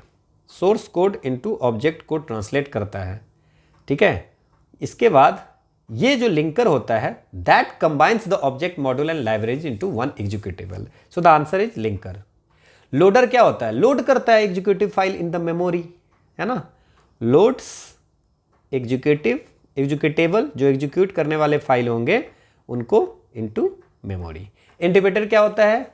Line by line आपको कोड को एग्जीक्यूट करता है, that is the interpreter. Hope आपको समझ में आया होगा, बाकी एक्सप्लेन किया हुआ है। अगला जो हमारा क्वेश्चन है वो है कि हमारे पास बल्ब है 100 वाट का और 110 वाट का, 220 वोल्ट की पावर सप्लाई में है और पूछ रहा है कि बल्ब कितना पावर लेगा, ठीक है। एक चीज समझिए, हम लोग पावर की फॉर्मूला जो पढ़े हुए हैं वो V²/R पढ़े हुए हैं, ठीक है। तो पावर के, अब इसमें देखिए पावर का ये हम लोग फार्मूला पढ़े हुए हैं। अब हमारे पास वाट है ना, ठीक है।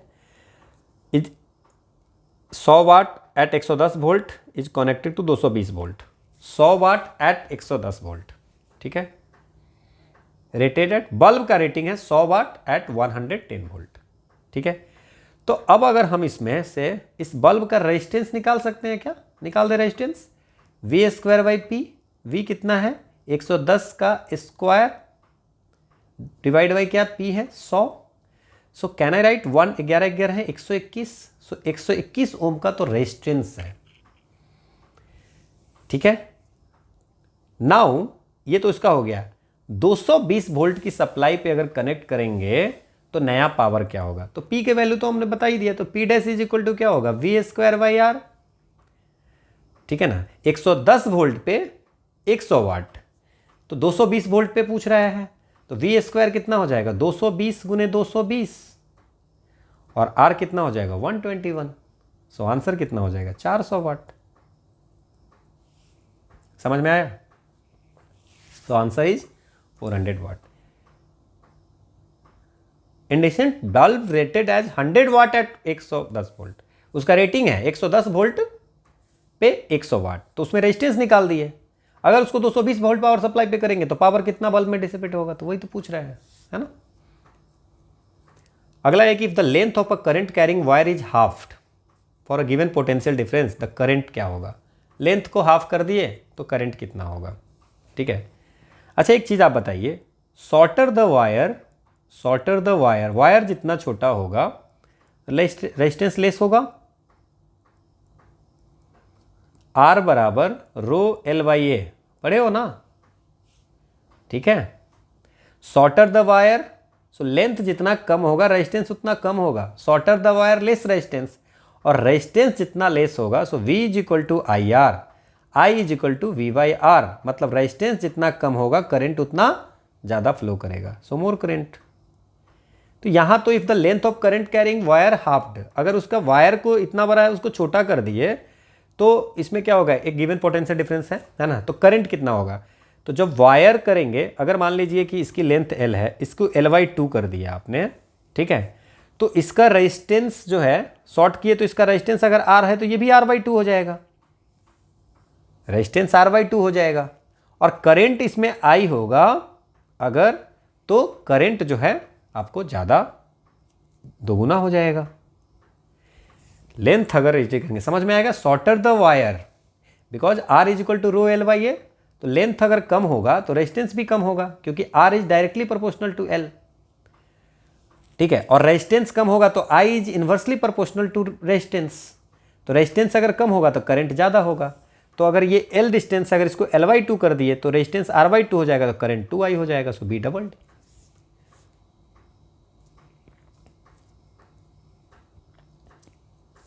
अगला है कि crystal of copper sulphate pentahydrate on heating form, ठीक है ना, CuSO4 5H2 है ना, तो कॉपर सल्फेट क्रिस्टल को अगर आप हिट करते हो तो वो, पहले तो कॉपर सल्फेट का कलर क्या होता है, ब्लू होता है, ठीक है, सो ब्लू से ये हिट करने पे वो वाइट हो जाता है, सो वाइट कलर सॉल्ट हो जाती है, ये NCERT में आपको दिया हुआ है, कॉपर सल्फेट का कलर ब्लू और उसको हिट करेंगे तो वाइट हो जाएगा।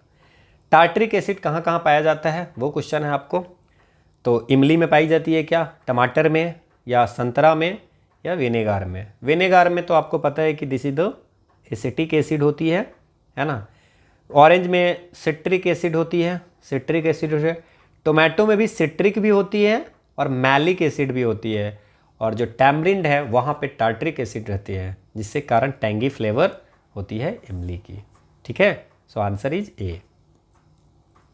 अगला है कि इसमें से कौन सा केमिकल चेंजेज है, which on one of the following example is chemical change. देखो, अगर जैसे मान लीजिए कि वैक्स, मोमबत्ती अगर पिघल रही है तो उसकी क्या हो रही है ना, कोई नया सब्सटेंस तो बन नहीं रहा है, सिर्फ क्या हो रहा है, वैक्स जो होगा सॉलिड से लिक्विड में कन्वर्ट हो रहा है, और तो ये क्या हो जाएगा, वैक्स जो होगा वो सॉलिड टू लिक्विड में हो रहा है, कोई नया सब्सटेंस नहीं बन रहा है, तो that is the physical change. अच्छा चलिए मैं एक बात बताता हूँ, अगर आप आयरन को गर्म कर रहे हो तो क्या हो जाएगा, टेम्परेचर राइज करेगा, तो हो सकता है कि आप उसको जो है सो बहुत हार्ड है उसको सॉफ्ट कर दोगे, आयरन कोई ऐसा कुछ बन तो नहीं जाएगा, आयरन तो आयरन ही रहेगा, कोई नया सब्सटेंस तो फॉर्मेशन होगा नहीं, तो ये भी हो गया फिजिकल चेंज। सिर्फ आपने क्या कर दिया, टेम्परेचर राइज किए तो वो आपको उसका या तो अपीयरेंस चेंज हो जाएगा, नहीं तो उसका जो है सो सॉलिड से लिक्विड टाइप में कन्वर्ट हो जाएगा। चीनी अगर पानी में घुल गया तो डिजोल्यूशन ऑफ शुगर, अच्छा शुगर अगर पानी में चला गया, ठीक है ना, तो कुछ होगा क्या, पानी और शुगर तो रहेगा, ऐसा तो कुछ नया चीज़ तो बनने वाला नहीं है ना, तो नया चीज़ तो कुछ बनेगा नहीं, this is also physical change, है ना, कोई केमिकल बॉन्ड्स वगैरह तो नहीं होगा। शुगर क्यों सर फिजिकल चेंज क्यों होगा, वो चीनी ये है और उसको अगर पानी में डालेंगे तो ये घुल जाएगा, सो डिजॉल्व हो जाएगा, तो कुछ तो चेंज हुआ ना, सो that is the physical change. Magnesium को अगर एयर में जलाया जाए, है ना, तो ये बनाता है मैग्नीशियम ऑक्साइड, सो नया सब्सटेंस मैग्नीशियम ऑक्साइड बनाता है ना, और लाइट और हीट रिलीज होती है। सो क्या ये सर समझ में आया कि केमिकल चेंज तभी होगा जब कोई भी काम करने से कोई नया चीज़ें बनेगी, कोई नया कंपाउंड बनेगा, तब केमिकल चेंज होगा। So answer is D, this is the explanation. अगला, इसमें से कौन सा कॉन्स्टिट्यूशनल बॉडी नहीं है, आसान सा क्वेश्चन है, आंसर आप लोगों को सबको पता है, नेशनल ह्यूमन राइट कमीशन जो होगा वो protection of human right act 1993 से बना है, ये कॉन्स्टिट्यूशनल बॉडी है, नेशनल कमीशन ऑफ 338A, है ना, और 338 जो शेड्यूल कास्ट के लिए, 338 शेड्यूल ट्राइब के है, फिर बैकवर्ड क्लास के लिए आपको जो है सो 102 है ना, 102 102 कॉन्स्टिट्यूशनल अमेंडमेंट एक्ट आती है 2018 में, वहाँ पे इसको आपको जो है so national commission for backward classes बनाई जाती है। So this is the national commission of backward. Schedule caste का मैंने बता ही दिया आपको, 3338A और ये 338B। तो ये सब आपको पता है कि ये तीनों हैं, but national human right commission जो है वो आपको protection of human right act 1993 से बना है। So this is not a constitutional body. अगला है कि पंचामृत जो था, है ना, इंडिया का, उसमें क्या सब था। तो इसमें पूछा कि ये दो तीन चीज़ें लिखी हुई है। पंचामृत जो था वो उस समय न्यूज़ में था, बिकॉज जो conference of party COP26 Glasgow summit जो हुई थी, वहाँ पे 5 चीज़ें इंडिया ने आपको प्लेज लिया था, अनाउंस किया था। क्या क्या किया था उसमें? उसने कहा था कि 2000 तक नॉन फॉसिल एनर्जी कैपेसिटी जो है हम 500 गीगावाट तक कर लेंगे। ठीक, नॉन फॉसिल एनर्जी कैपेसिटी मतलब रिन्यूएबल और न्यूक्लियर एनर्जी, है ना। फॉसिल मतलब कोल वगैरह से हट करके 500 गीगावाट हम अपना कैपेसिटी बढ़ा लेंगे 2030 तक। पहला तो ये बोला था, बिल्कुल सही है। दूसरा ये इन्होंने कहा था कि 2030 तक हमारी जितनी एनर्जी की रिक्वायरमेंट है वो हम रिन्यूएबल 50%, उसका 50% हम रिन्यूएबल एनर्जी से करेंगे। ठीक है, हमारी एनर्जी की जो रिक्वायरमेंट है उसके 50% हम 2030 तक रिन्यूएबल सोर्स से करेंगे, मतलब सोलर, वाइंड, हाइड्रो, इस सब से करेंगे।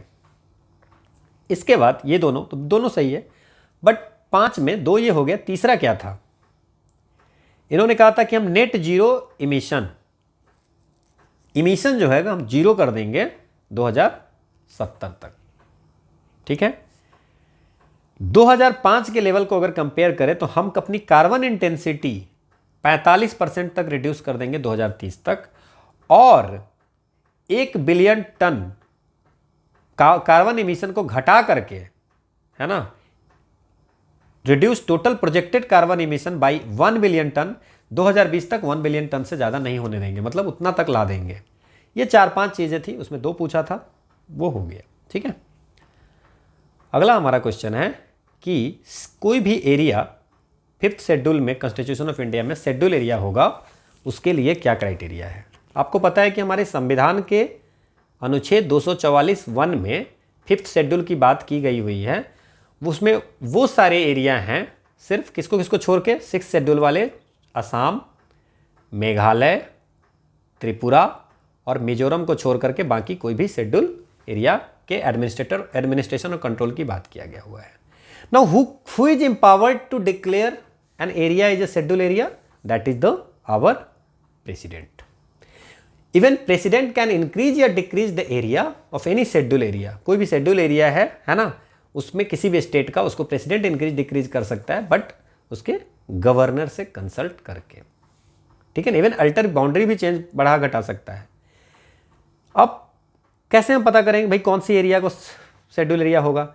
धेवार कमीशन बनाया गया था शेड्यूल एरिया के लिए 1960-61 में। वहाँ पे उन्होंने कुछ क्राइटेरिया रखा था कि क्या क्या क्राइटेरिया होना चाहिए जिससे कि शेड्यूल एरिया डिक्लेयर किया जा सके। उसमें उन्हें बोला था कि शेड्यूल ट्राइब की जो पॉपुलेशन होगा, ट्राइबल पॉपुलेशन, वो मोर देन 50% होगा। मतलब प्रिपॉन्डरेंस ऑफ ट्राइबल पॉपुलेशन, मतलब कि जो शेड्यूल ट्राइब होगा उसकी संख्या बाहुल्य हो गया, मेजोरिटी होगा, मतलब मोर देन 50 हो गया। दूसरा इन्होंने कहा था कि वो जो एरिया होगा, है ना, वो होगा, वो compactness and reasonable size of area, एकदम सघन होगा और एक पर्टिकुलर साइज होगा। ये नहीं कि एक भी कहीं है तो वहां पे शेड्यूल एरिया हम लोग कर लेंगे। तीसरा उन्होंने बोला कि अंडर डेवलप्ड होगा, एरिया जो होगा वो अंडर डेवलप्ड होगा, मतलब इकोनॉमिक बैकवर्डनेस होगा। ये भी सही है।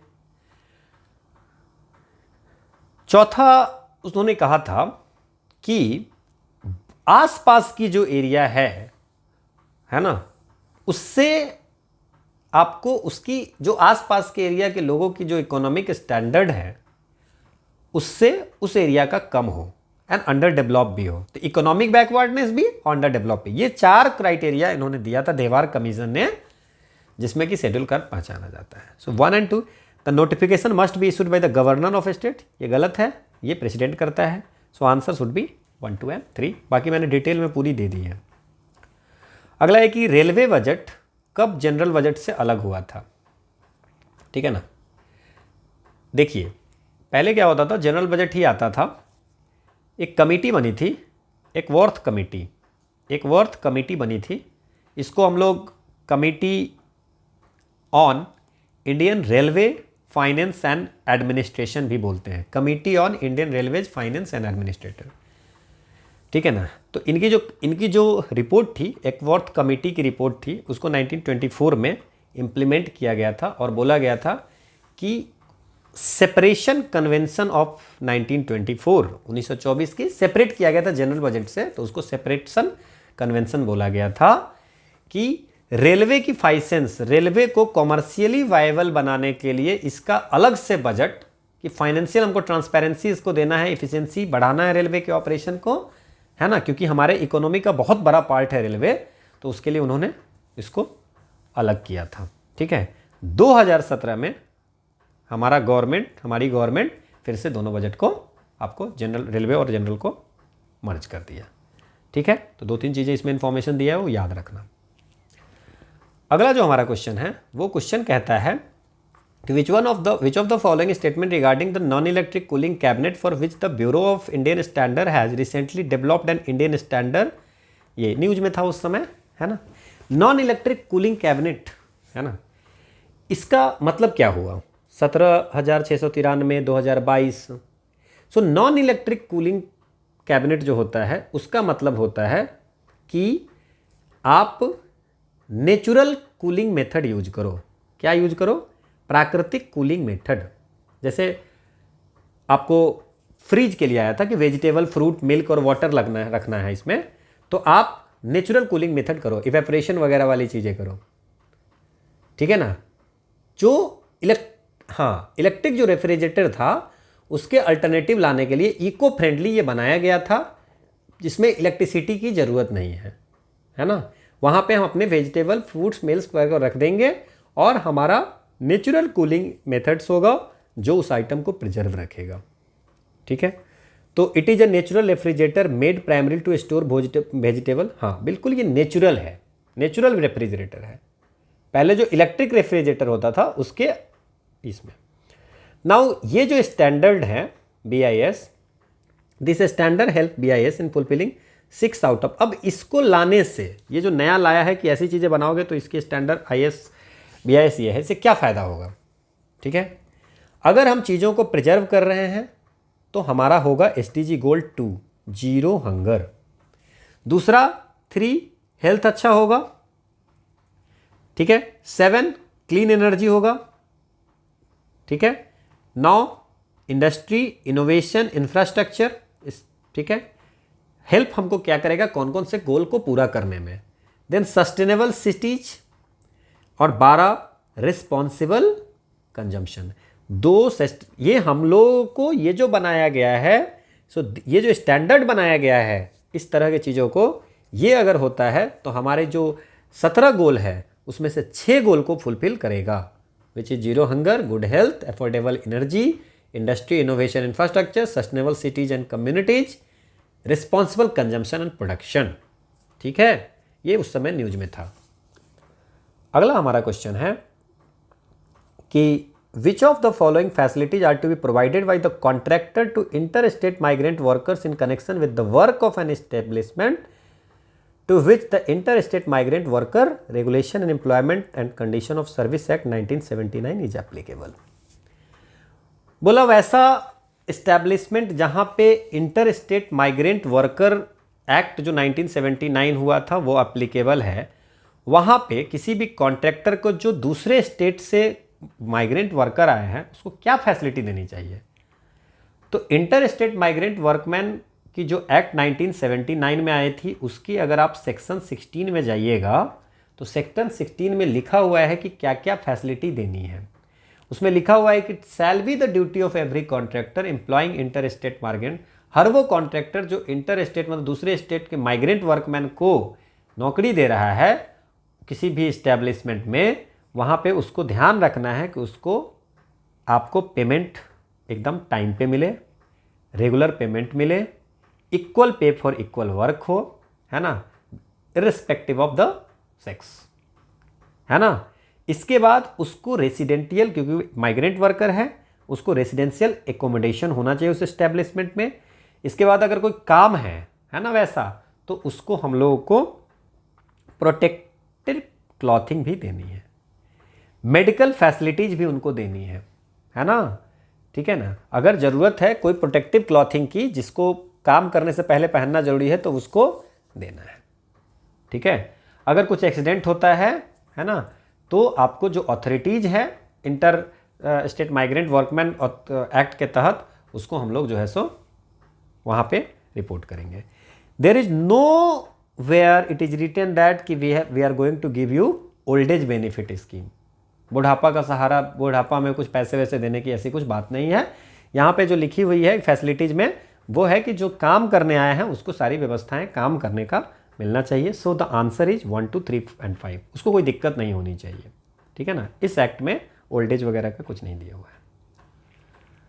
अगला हमारा कह रहा है कि एक डिस्प्यूट होती है relating to the age of an adolescent employed by an employer which arises due to the absence of any authentic document can be referred to which one of the following authorities for a decision under the, कहता है कि child and adolescent labour act 1986 जो था उसमें अगर dispute होता है, कोई डॉक्यूमेंट्स ही नहीं है, कोई कार्ड ऐसा नहीं जिससे पता चले कि इस बच्चे की उम्र कितनी है, तो वो कौन फाइनल करता है, कौन किसका डिसीजन फाइनल होता है। तो पहले तो आपको ये पता होना चाहिए कि इसमें एडोलसेंट जो है ना, child and adolescent labour prohibition and regulation act 1986 में एडोलसेंट कौन है ना, जो 14 साल तो कंप्लीट कर लिया है वो, लेकिन 18 साल नहीं, मतलब 14 से 18 के बीच का जो भी बच्चा कोई फैक्ट्री में काम करता है उसको हम एडोलसेंट बोलते हैं।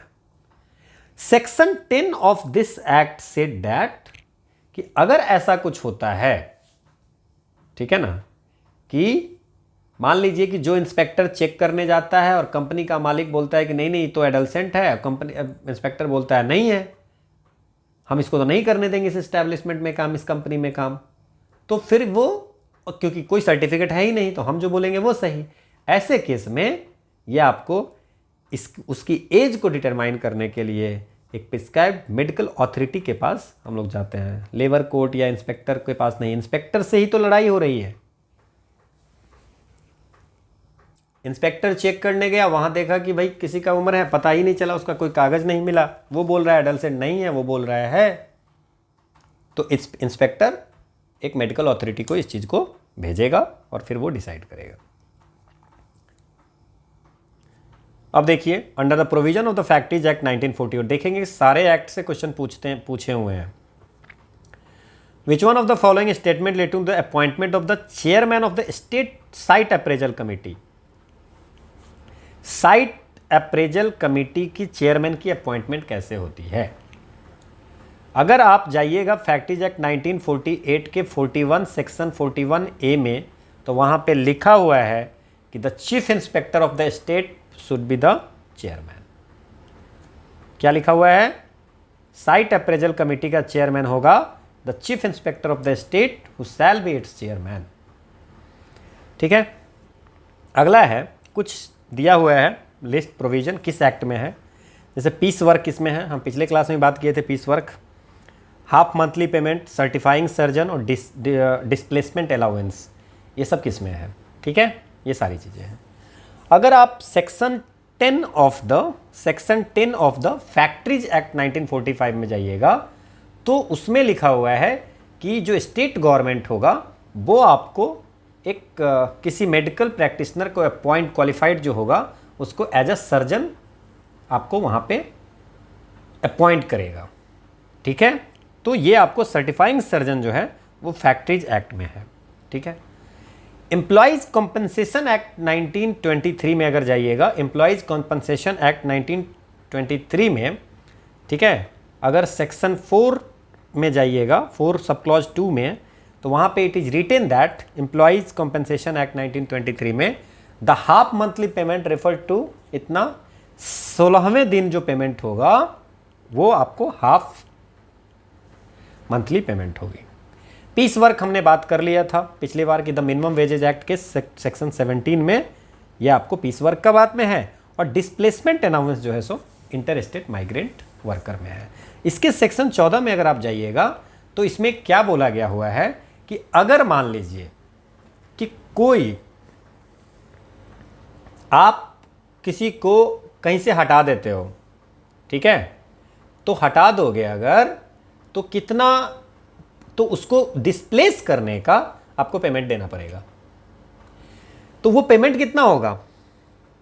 रिक्रूटमेंट के समय में, ठीक है ना, वो आपको 50% ऑफ मंथली वेजेज, आपको 50% ऑफ डिस्प्लेसमेंट अलाउंस देना पड़ेगा कॉन्ट्रैक्टर को। That is written in the interstate migrant worker. Displacement allowance आप जब रिक्रूट कर रहे हो, जैसे मान ली डिस्प्लेसमेंट है, उसका मतलब हो गया आप बिहार से किसी को यूपी ला रहे हो, यूपी से कहीं पे महाराष्ट्र जा रहे हैं, कोई कॉन्ट्रैक्टर लेके आ रहा है, तो उसको देना पड़ेगा डिस्प्लेसमेंट अलाउंस रिक्रूटमेंट के समय में। कितना? 50% ऑफ द मंथली वेजेज या 75, जो भी ज़्यादा होगा, ठीक है। तो ये ध्यान आपको रखना है, दिस इज रिटन हियर। अगला है कि जो इंडस्ट्रियल डिस्प्यूट एक्ट 1947 है, right of a legal representation before a labour court और इंडस्ट्रियल ट्रिब्यूनल और नेशनल इंडस्ट्रियल ट्रिब्यूनल। कल भी हम बात किए थे ट्रिब्यूनल वगैरह के बाद में भी हम इसके बारे में बात करेंगे, है ना। हमारे इंडस्ट्रियल डिस्प्यूट एक्ट 1947 के अगर आप सेक्शन 36 में जाएंगे, है ना, तो उसमें लिखा हुआ है कि अगर मान लीजिए कि कोई डिस्प्यूट होता है ना, ठीक है, तो मान लीजिए कि कोई डिस्प्यूट होता है, तो उस डिस्प्यूट को कोई लीगल प्रैक्टिशनर भी एक आपके तरफ से लड़ सकता है। जैसे कोई एम्प्लॉय और एम्प्लॉयर का हुआ, तो कोई भी पार्टी का लीगल प्रैक्टिशनर जो होगा, कोई लीगल प्रैक्टिशनर होगा, लॉयर होगा, है ना, वो आपको लड़ सकता है with the consent of other party. जैसे मान लीजिए कि एम्प्लॉई है, एम्प्लॉयर है, तो इधर अगर कोई लॉयर रखना चाहता है तो इसकी कॉन्सेंट से, और इधर रखना चाहता है तो इसके कॉन्सेंट से। So with the concept of other parties, ठीक है ना, उस प्रोसीडिंग में जो पार्टीज है उसको द्वारा लीगल प्रैक्टिशनर के द्वारा आपको कोई भी प्रोसीडिंग होगी, चाहे लेबर कोर्ट में हो, चाहे इंडस्ट्रियल ट्रिब्यूनल में हो, चाहे नेशनल इंडस्ट्रियल ट्रिब्यूनल में, परमिटेड हो सकता है। So can be permitted by the forum if the other party does not object और गिव्स कंसेंट। ठीक है, अगर ऑब्जेक्ट नहीं कर रहा है या कॉन्सेंट दे रहा है तभी कर सकते हो, ठीक है। सो सी शुड बी द आंसर। अगला एक क्वेश्चन है कि एक ट्रेन की लंबाई 400 मीटर है। A train of length 400 metre takes 15 second to cross a train of 300 metre. Length of train 1 जो है वो है 400 मीटर, लेंथ ऑफ ट्रेन 2 जो है वो है 300 मीटर, और 400 मीटर वाला 300 मीटर को पूरा करने में आपको लगाता है 15 सेकेंड। ठीक है, ठीक है, ठीक। Train of length 400 metre takes 15 second to cross a train of length 300 metre travelling at 60 kilometre per hour. मतलब जो ट्रेन 2 है उसकी स्पीड है, मतलब ये ट्रेन 1 जो है 60 किलोमीटर पर आवर की स्पीड से चलती हुई ट्रेन जो 300 मीटर की है उसको 15 सेकेंड में क्रॉस करती है। तो पहले तो इसको मीटर कन्वर्ट कर लेते हैं, 5/18 which is 50/3 metre per second. फिर से मैं कह रहा हूँ, जिनको मैथ्स में दिक्कत है सीसेट का जाके क्वेश्चन सॉल्व कीजिए, बहुत हेल्प होगा। ठीक है, सो ये आपको इसकी स्पीड हो गई। Now if we relative speed कितनी होगी? रिलेटिव स्पीड मतलब दोनों ट्रेन चल रही है किसमें? अपोजिट डायरेक्शन में। तो जब भी अपोजिट डायरेक्शन में होता है तो रिलेटिव स्पीड जो है सो दोनों की ऐड हो जाती है। सो एक, ठीक है, और टोटल डिस्टेंस कितनी हो गई? टोटल डिस्टेंस ये तो पता है, एक दूसरे को क्रॉस कर रहा है तो ट्रेन 1 की डिस्टेंस प्लस ट्रेन 2 की, तो ये 700 मीटर टोटल डिस्टेंस हो गया। नाउ अगर आप बात करेंगे what is the relative speed? Relative speed total distance by total time. तो टोटल डिस्टेंस 700 मीटर को पार करने में 15 सेकेंड, मतलब 140/3 metre per second, 140/3 metre per second relative speed इसका हुआ। ठीक है, अब हमने यहाँ देखा है कि रिलेटिव स्पीड जो है वो 140/3 इज इक्वल टू एस, क्योंकि ट्रेन 1 की स्पीड तो पता नहीं है, ट्रेन 2 की हमको पता है 50/3, क्योंकि ट्रेन 2 ही तो ट्रेन 1 को क्रॉस करती है 15 सेकेंड में with the speed of 50/3 metre per second. ठीक है, तो यहाँ से आपकी ट्रेन 1 की स्पीड निकल जाएगी। कितनी निकलेगी? इसको 140 में से 50 गया तो बचा 90/3 which is 30 metre per second. But हमारा जो आंसर है वो किलोमीटर पर आवर में पूछा है, सो 30 × 18/5 which is 108 kilometre per our की स्पीड से। मेरी बात समझिए, 400 मीटर की ट्रेन को 300 मीटर की ट्रेन 60 किलोमीटर पर आवर की स्पीड से चलते हुए 15 सेकंड में क्रॉस कर देती है। ठीक है, तो दोनों की अगर डिस्टेंस देखेंगे, ट्रेन वाली क्वेश्चन बनाए अपोजिट डायरेक्शन में है तो रिलेटिव स्टेट जो स्पीड होगी ऐड हो जाएगी। टाइम 15 सेकंड है, एक की स्पीड हमको बता दिया मीटर पर सेकंड में निकाल दिए। टोटल डिस्टेंस हमको 400 और 300 700 मीटर है। ठीक है, टाइम टोटल 15 सेकंड में एक दूसरे को क्रॉस करती है, तो 140/3 रिलेटिव हो गई। दोनों को ये ऐड करना है, दोनों को, एक का दिया हुआ है तो आंसर दूसरे का निकल गया। आसान सा क्वेश्चन था। अगला हमारा क्वेश्चन है कि एक वाटर टैंक है, ठीक है, रेक्टेंगुलर पैरेललो पाइप्ड। ठीक है, अब जो वाटर टैंक है, ठीक है, वाटर टैंक जो है, ठीक है, हाइट 1.1 मीटर है। So height is 1.1 metre and a square base of side 2, मतलब दोनों का लेंथ एंड विथ 2 मीटर है। ठीक है, if a full tank of water is drained out completely in the long pipe of circular cross sectional area of 1 centimetre radius, what should be the minimum length of the pipe in kilometer to hold the entire water entry। मतलब एक आपको cubicle जो है rectangular पैरेललो piped है ना, उसमें पानी रखा हुआ है, वाटर है, उसको पाइप में लेके जाना है। अच्छा, अगर हम इस टैंक की वॉल्यूम निकालें तो क्या निकालेंगे? Area of base into height, तो 2 into 2 into 1.1 which is 4.4 metre cube. यहां तक तो कोई दिक्कत ही नहीं आपको है। नाउ इट सेड दैट कि the radius of the pipe is equal to 1 centimetre which is equal to 0.01 metre. हमेशा याद रखना, सबको एक में कन्वर्शन करना है ना, यहां भी कोई दिक्कत नहीं है। Now what is should be the volume of pipe? This is the pi r square h, where r is the radius of the pipe. यहां तक कोई दिक्कत नहीं है। और h क्या हो जाएगा? वही लेंथ हो जाएगा, लेंथ। अब हमको चूंकि दोनों में उस पाइप में एंट्री कराना है, इसका मतलब दोनों का वॉल्यूम सेम होगा, है ना। तो volume of pipe and volume of, क्योंकि इसमें का वाटर इसमें जाना है, तो वॉल्यूम ऑफ पाइप और टैंक दोनों सेम होगा। तो कैन आई राइट यहाँ पे 4.4 इज इक्वल टू पाई का 22/7 वैल्यू लेने के लिए बोला गया है। ये 0.01 इंटू 0.01 इंटू लेंथ L हम मान लेते हैं। सो यहाँ से अगर हम बात करेंगे सो L की वैल्यू आएगी 14 किलोमीटर। अभी तो काट सकते हो आप डेसिमल वगैरह हटा करके। सो दैट इज द 1400। ठीक है, यहाँ तक कोई दिक्कत? 14,000 मीटर आता है, 14,000 मीटर विच किलोमीटर में पूछ रहा है, तो 14 किलोमीटर। ठीक है, अगला है कि a person buys 10 pens and 8 pencil for 200 रुपया। मतलब 10 पेन, XY मानने से बढ़िया है कि ऐसे ही आप लिख लिया करो। 8 पेंसिल ये 200 रुपया में खरीदता है।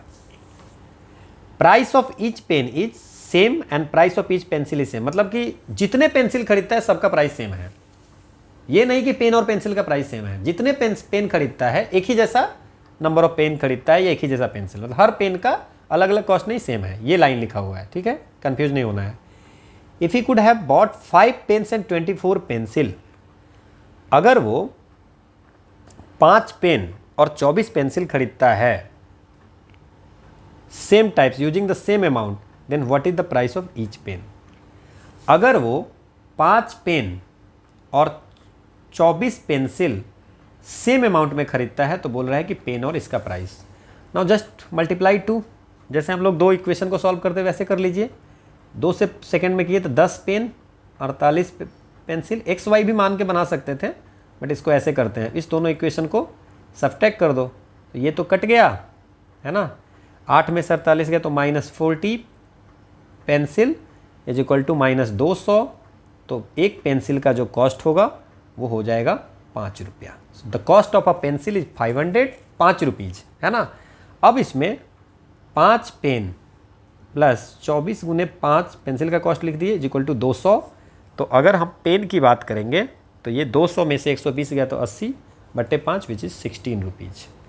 मतलब एक पेन का कॉस्ट 16 रुपया हो जाएगा। हम XY मान लेते, पेन को X, पेंसिल को Y, फिर भी आप इसको ऐसे ही सॉल्व करते। बेटर कन्फ्यूजन से दूर रहने के लिए मेरा ये कहना है कि आप पेन और पेंसिल लिख के ही कर लो, कोई दिक्कत नहीं, जल्दी भी बनेगा। अगला क्वेश्चन है कि एक स्कूल है जहाँ पे 100 स्टूडेंट्स हैं, है ना, और हर स्टूडेंट, एवरी स्टूडेंट प्लेज इधर क्रिकेट और फुटबॉल या बोथ, मतलब या तो क्रिकेट खेलता है या फुटबॉल खेलता है या दोनों खेलता है। हम इस तरह की चीज़ें बना सकते हैं, इसमें डायग्राम बना के बना सकते हैं, ठीक है। The number of student who play cricket is twice the number of student who play football, ठीक है। The number of people play cricket, the number of student who plays cricket is twice the number of student who plays football, ठीक है।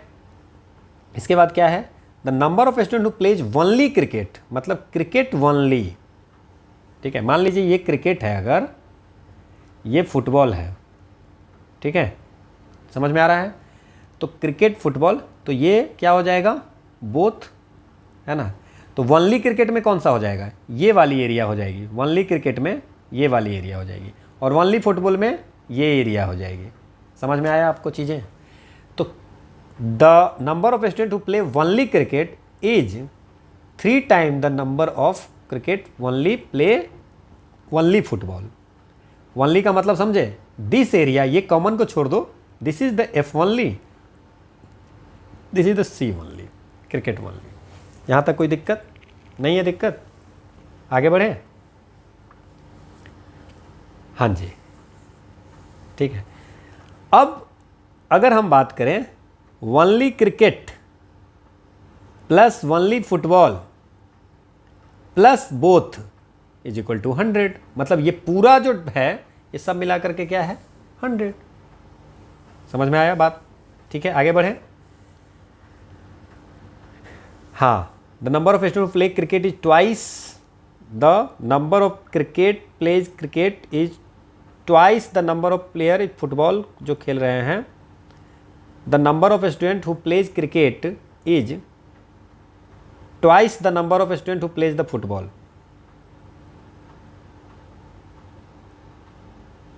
यही है, ठीक है। लेकिन अब एक चीज़ समझिए हमको, अब हम बात करते हैं कि नंबर ऑफ क्रिकेट वाला क्या हो जाएगा।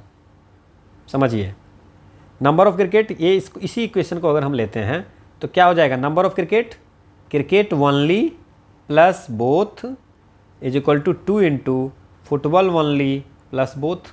यहाँ तक कोई दिक्कत है नहीं? अरे एक्स वाई जेड भी मान सकते हो, मैं आपको समझाने के लिए बता रहा हूँ। इसको अगर आप देखोगे तो दिस इक्वेशन जो हो जाएगा वो हो जाएगा cricket only -2 football only is equal to, ये बोथ वाला है, बोथ बी। एक्स वाई करके भी आप बना सकते हो, दैट्स नॉट अ इशू, है ना, बट ठीक है ना। और एक ये आपका है। अब इस दोनों इक्वेशन को यूज करके, क्योंकि सी ओनली की जगह पे 3 इंटू फुटबॉल ओनली है, तो यहाँ पे रख दीजिए 3 into football only -2 into football only. तो फुटबॉल ओनली खेलने वाला जो है बोथ खेलने वाले के बराबर है, मतलब ये वैल्यू जितनी है उतनी ही ये वैल्यू है। यहाँ तो समझ में आ गया। अब हम लोग जानते हैं कि cricket only plus both plus football only is equal to 100, ठीक है, और football only is equal to both, ये बोथ वाला पार्ट, अरे एक्स वाई जेड तो मान सकते हो, कोई दिक्कत नहीं है, और cricket only is equal to, निकल जाएगा वैल्यू आपको, क्रिकेट ओनली वाला का 3 इंटू फुटबॉल ओनली और फुटबॉल ओनली बोथ, तो 3 बोथ। समझ में आया कि गया? तो इसका मतलब बोथ की वैल्यू जो है 3 1 4 1 5 इज इक्वल टू 100, तो बोथ की वैल्यू, बोथ खेलने वाले जो हैं वो 20 होगा। अब ये जो है सो आप इसको एक्स वाई जेड भी मान सकते थे, हम इसको बता दिए आपको ऐसे ही कि ये बोथ खेलने वाले 20 हुए एंड फुटबॉल खेलने वाले भी 20 हुए, तो ये दोनों मिला के 40 हुए, तो ये दोनों मिला के टोटल 60 हो गए हैं। कितने हो गए हैं? 60। आपसे पूछ रहा है the number of student who play both cricket and football, मतलब ये कॉमन वाला पूछ रहा है, तो द आंसर इज 20। आप मेरी बात समझ रहे हो? फिर से मैं एक बार आपको बताता हूँ। जैसे मान लीजिए कि ये है दोनों, ठीक है, मान लीजिए ये पूरा जो है एरिया ये क्रिकेट वाले की है, ठीक है, ये पूरा जो है ये फुटबॉल वाले की एरिया है, ठीक है। तो अगर ये कॉमन है दोनों में, कॉमन जो दोनों खेलते हैं, तो ये सिर्फ है वनली क्रिकेट, वनली क्रिकेट। ये जो सब है ये वनली फुटबॉल, इसीलिए मैंने सिर्फ ज़्यादा ये नहीं एक्स वाई जेड नहीं माना। अब आप कर सकते हो इसको एक्स वाई जेड मान के या ए बी सी मान के बना सकते हो, बट बेटर है कि आप सीधे वनली करके ऐसे बना लो, है ना, बोथ करके वैल्यू निकाल लो, आसानी से समझ में आती है, आसानी से बनते हैं। अगला हमारा क्वेश्चन है कि a man walks in a certain direction for 5 kilometre, किसी भी डायरेक्शन में 5 किलोमीटर चलता है, ठीक है। पहले तो हम ये बना लेते हैं, इससे हमको ठीक रहेगा। And then walks in the south direction for 4 kilometre, ठीक है।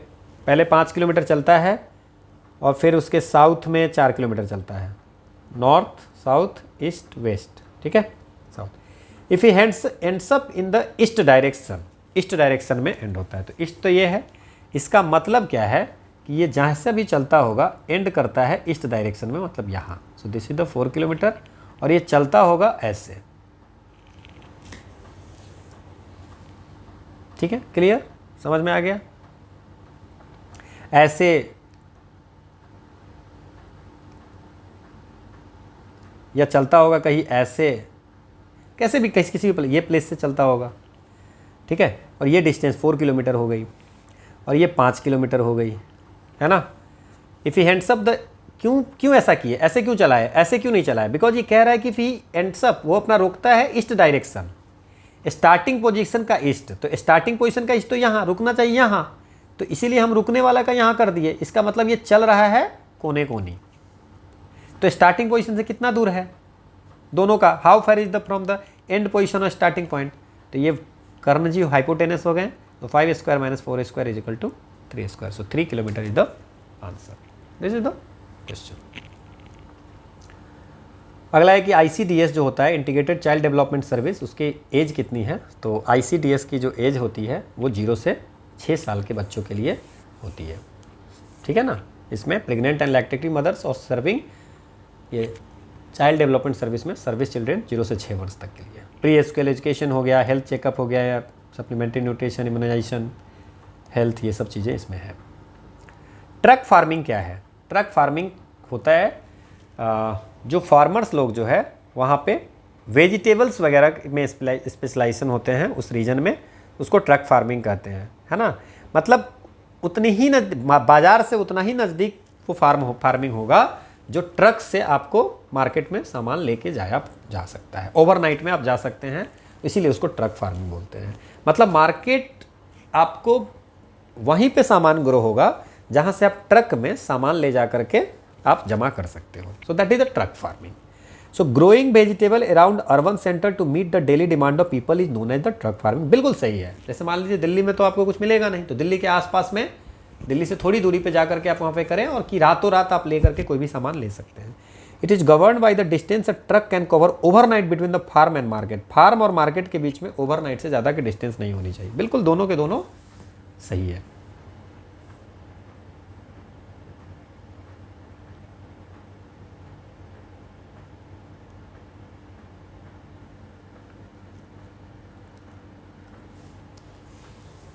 ठीक है। अगला है कि which of the following statement reference to the service sector. 3 sector हैं, प्राइमरी, सेकेंडरी, टर्सरी, और एक है क्वार्टरनरी, है ना। रिसर्च डेवलपमेंट वगैरह क्वार्टरनरी में आता है, तो research and development based activities comes under quaternary activity, बिल्कुल सही है।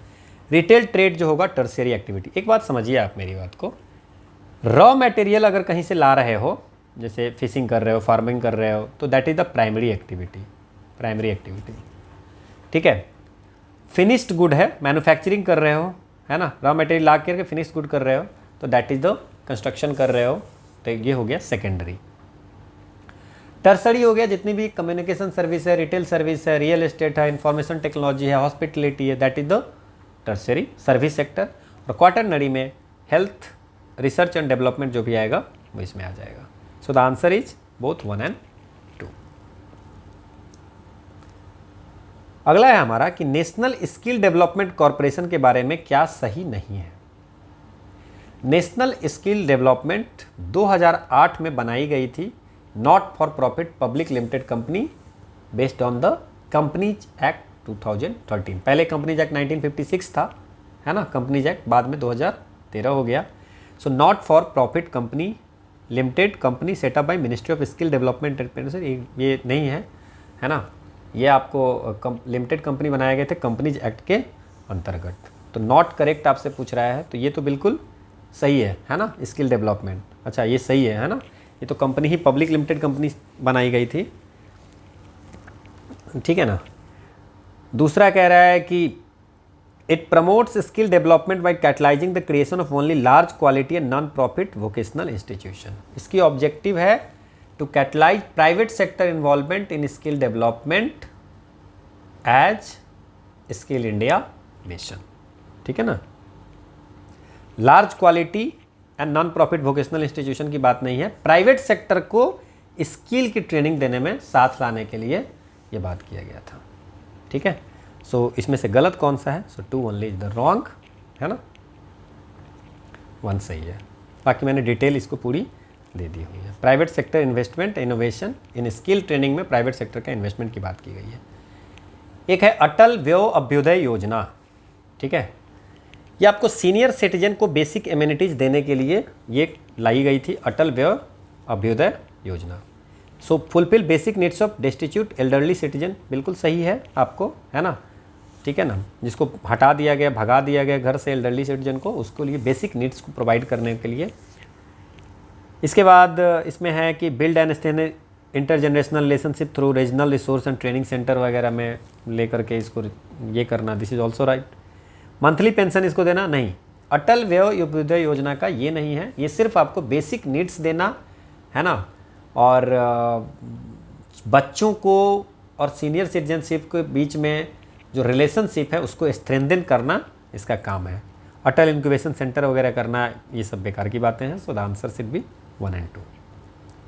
ये मैंने आपको डिटेल दे दी है। अगला है, in India central government determines the inflation target in consultation with the Reserve Bank of India in terms of consumer price index once in 5। हर 5 साल में एक बार central government of India Reserve Bank के साथ कंसल्टेशन करके और inflation target करता है। बिल्कुल सही बात है। आरबीआई एक्ट जो 2016 में अमेंडमेंट हुआ था, वहाँ पे बात किया गया था कि central government set the inflation target in consultation with the RBI 5 साल में, टिपिकली जो जनरली 5 साल में एक बार होता है ना। तो ये तो स्टेटमेंट 1 सही है। दूसरा है, at present the monetary policy framework in India is operated by the central government. ये गलत है, क्योंकि मॉनेटरी पॉलिसी कमेटी बनाई गई है आरबीआई के द्वारा, वो आपको इन्फ्लेशन रेपो रेट्स वगैरह देखती है। तो 1 statement 1 is the correct, 2 is the wrong.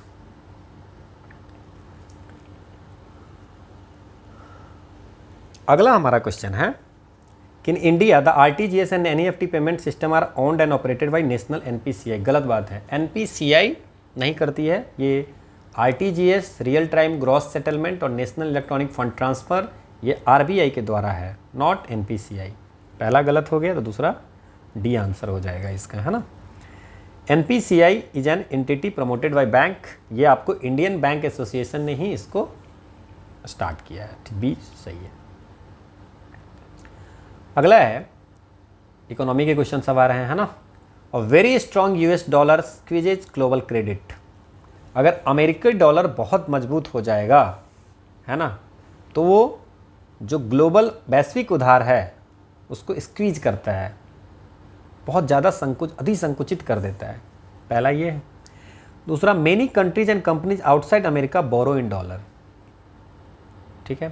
और दोनों एक दूसरे का एक्सप्लेनेशन है कि नहीं ये भी पूछ रहा है।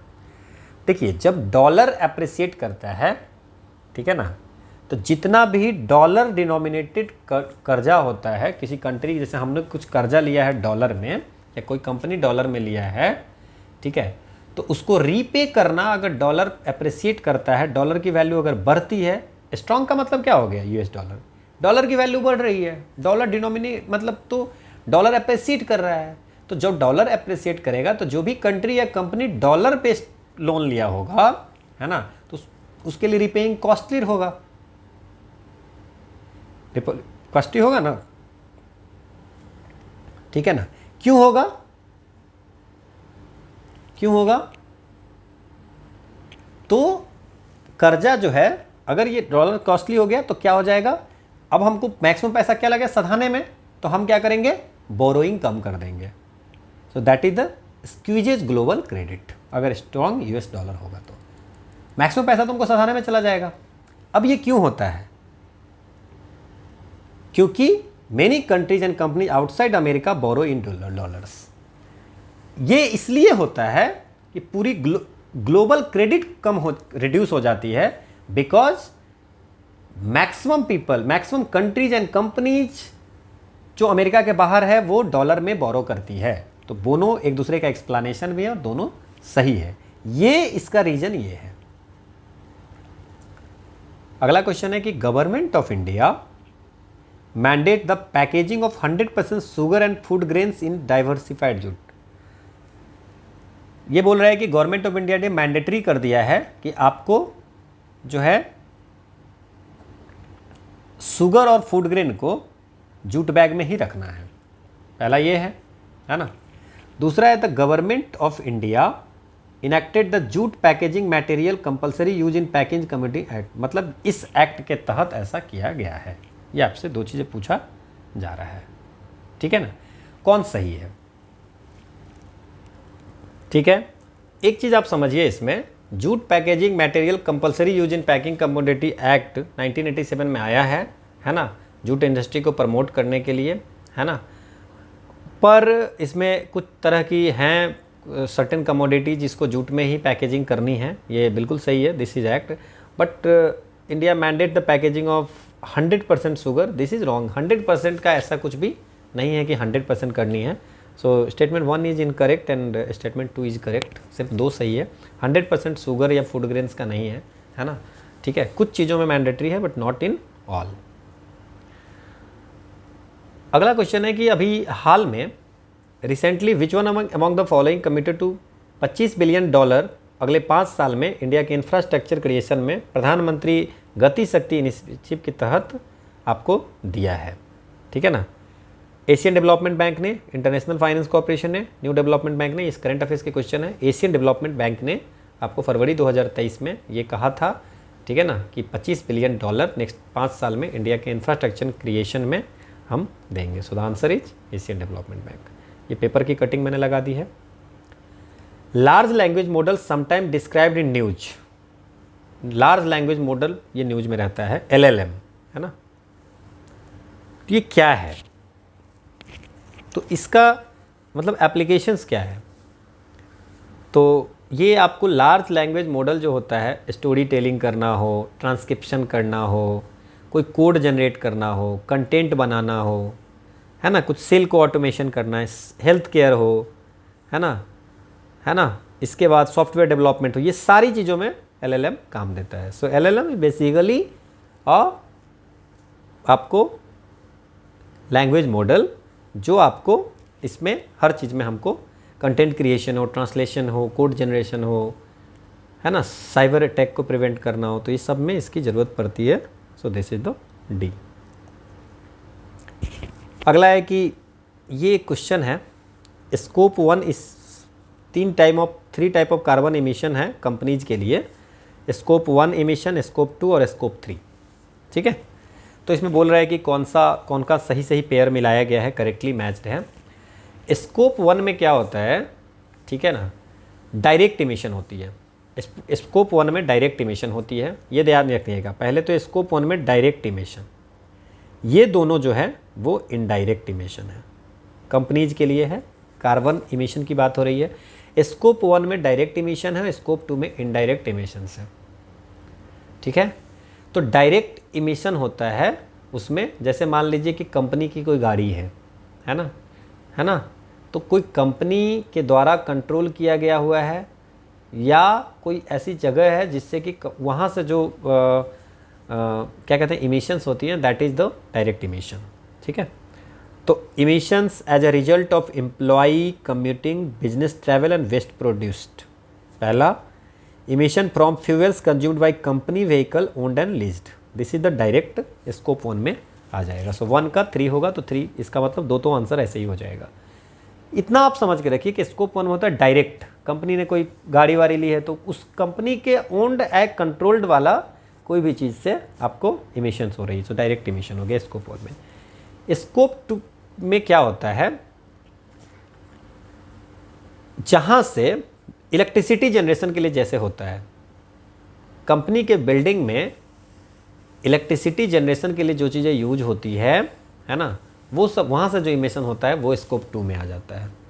और जो 1 और 2 में नहीं होता है वो सब जो है, जैसे वेस्ट प्रोडक्ट वगैरह सब जो डिस्पोज करते हैं जा करके, वहाँ जो होती है इमिशन, दैट इज़ द ये हो जाता है। तो ये स्कोप 3 में हो जाएगा, emission as a result of employ commutating business travel and waste produced. ठीक है, स्कोप 2 में emission as a result of purchase of electricity, steam, heating and cooling, अपने इसके लिए। स्कोप 1 किसके लिए हो गया, कंपनी कोई गाड़ी वाड़ी रखती है उसके लिए। स्कोप 2 एनर्जी वगैरह के लिए। स्कोप 3 बाहर फेंक देते हैं वेस्ट वगैरह, उसके लिए इनडायरेक्ट एमिशन।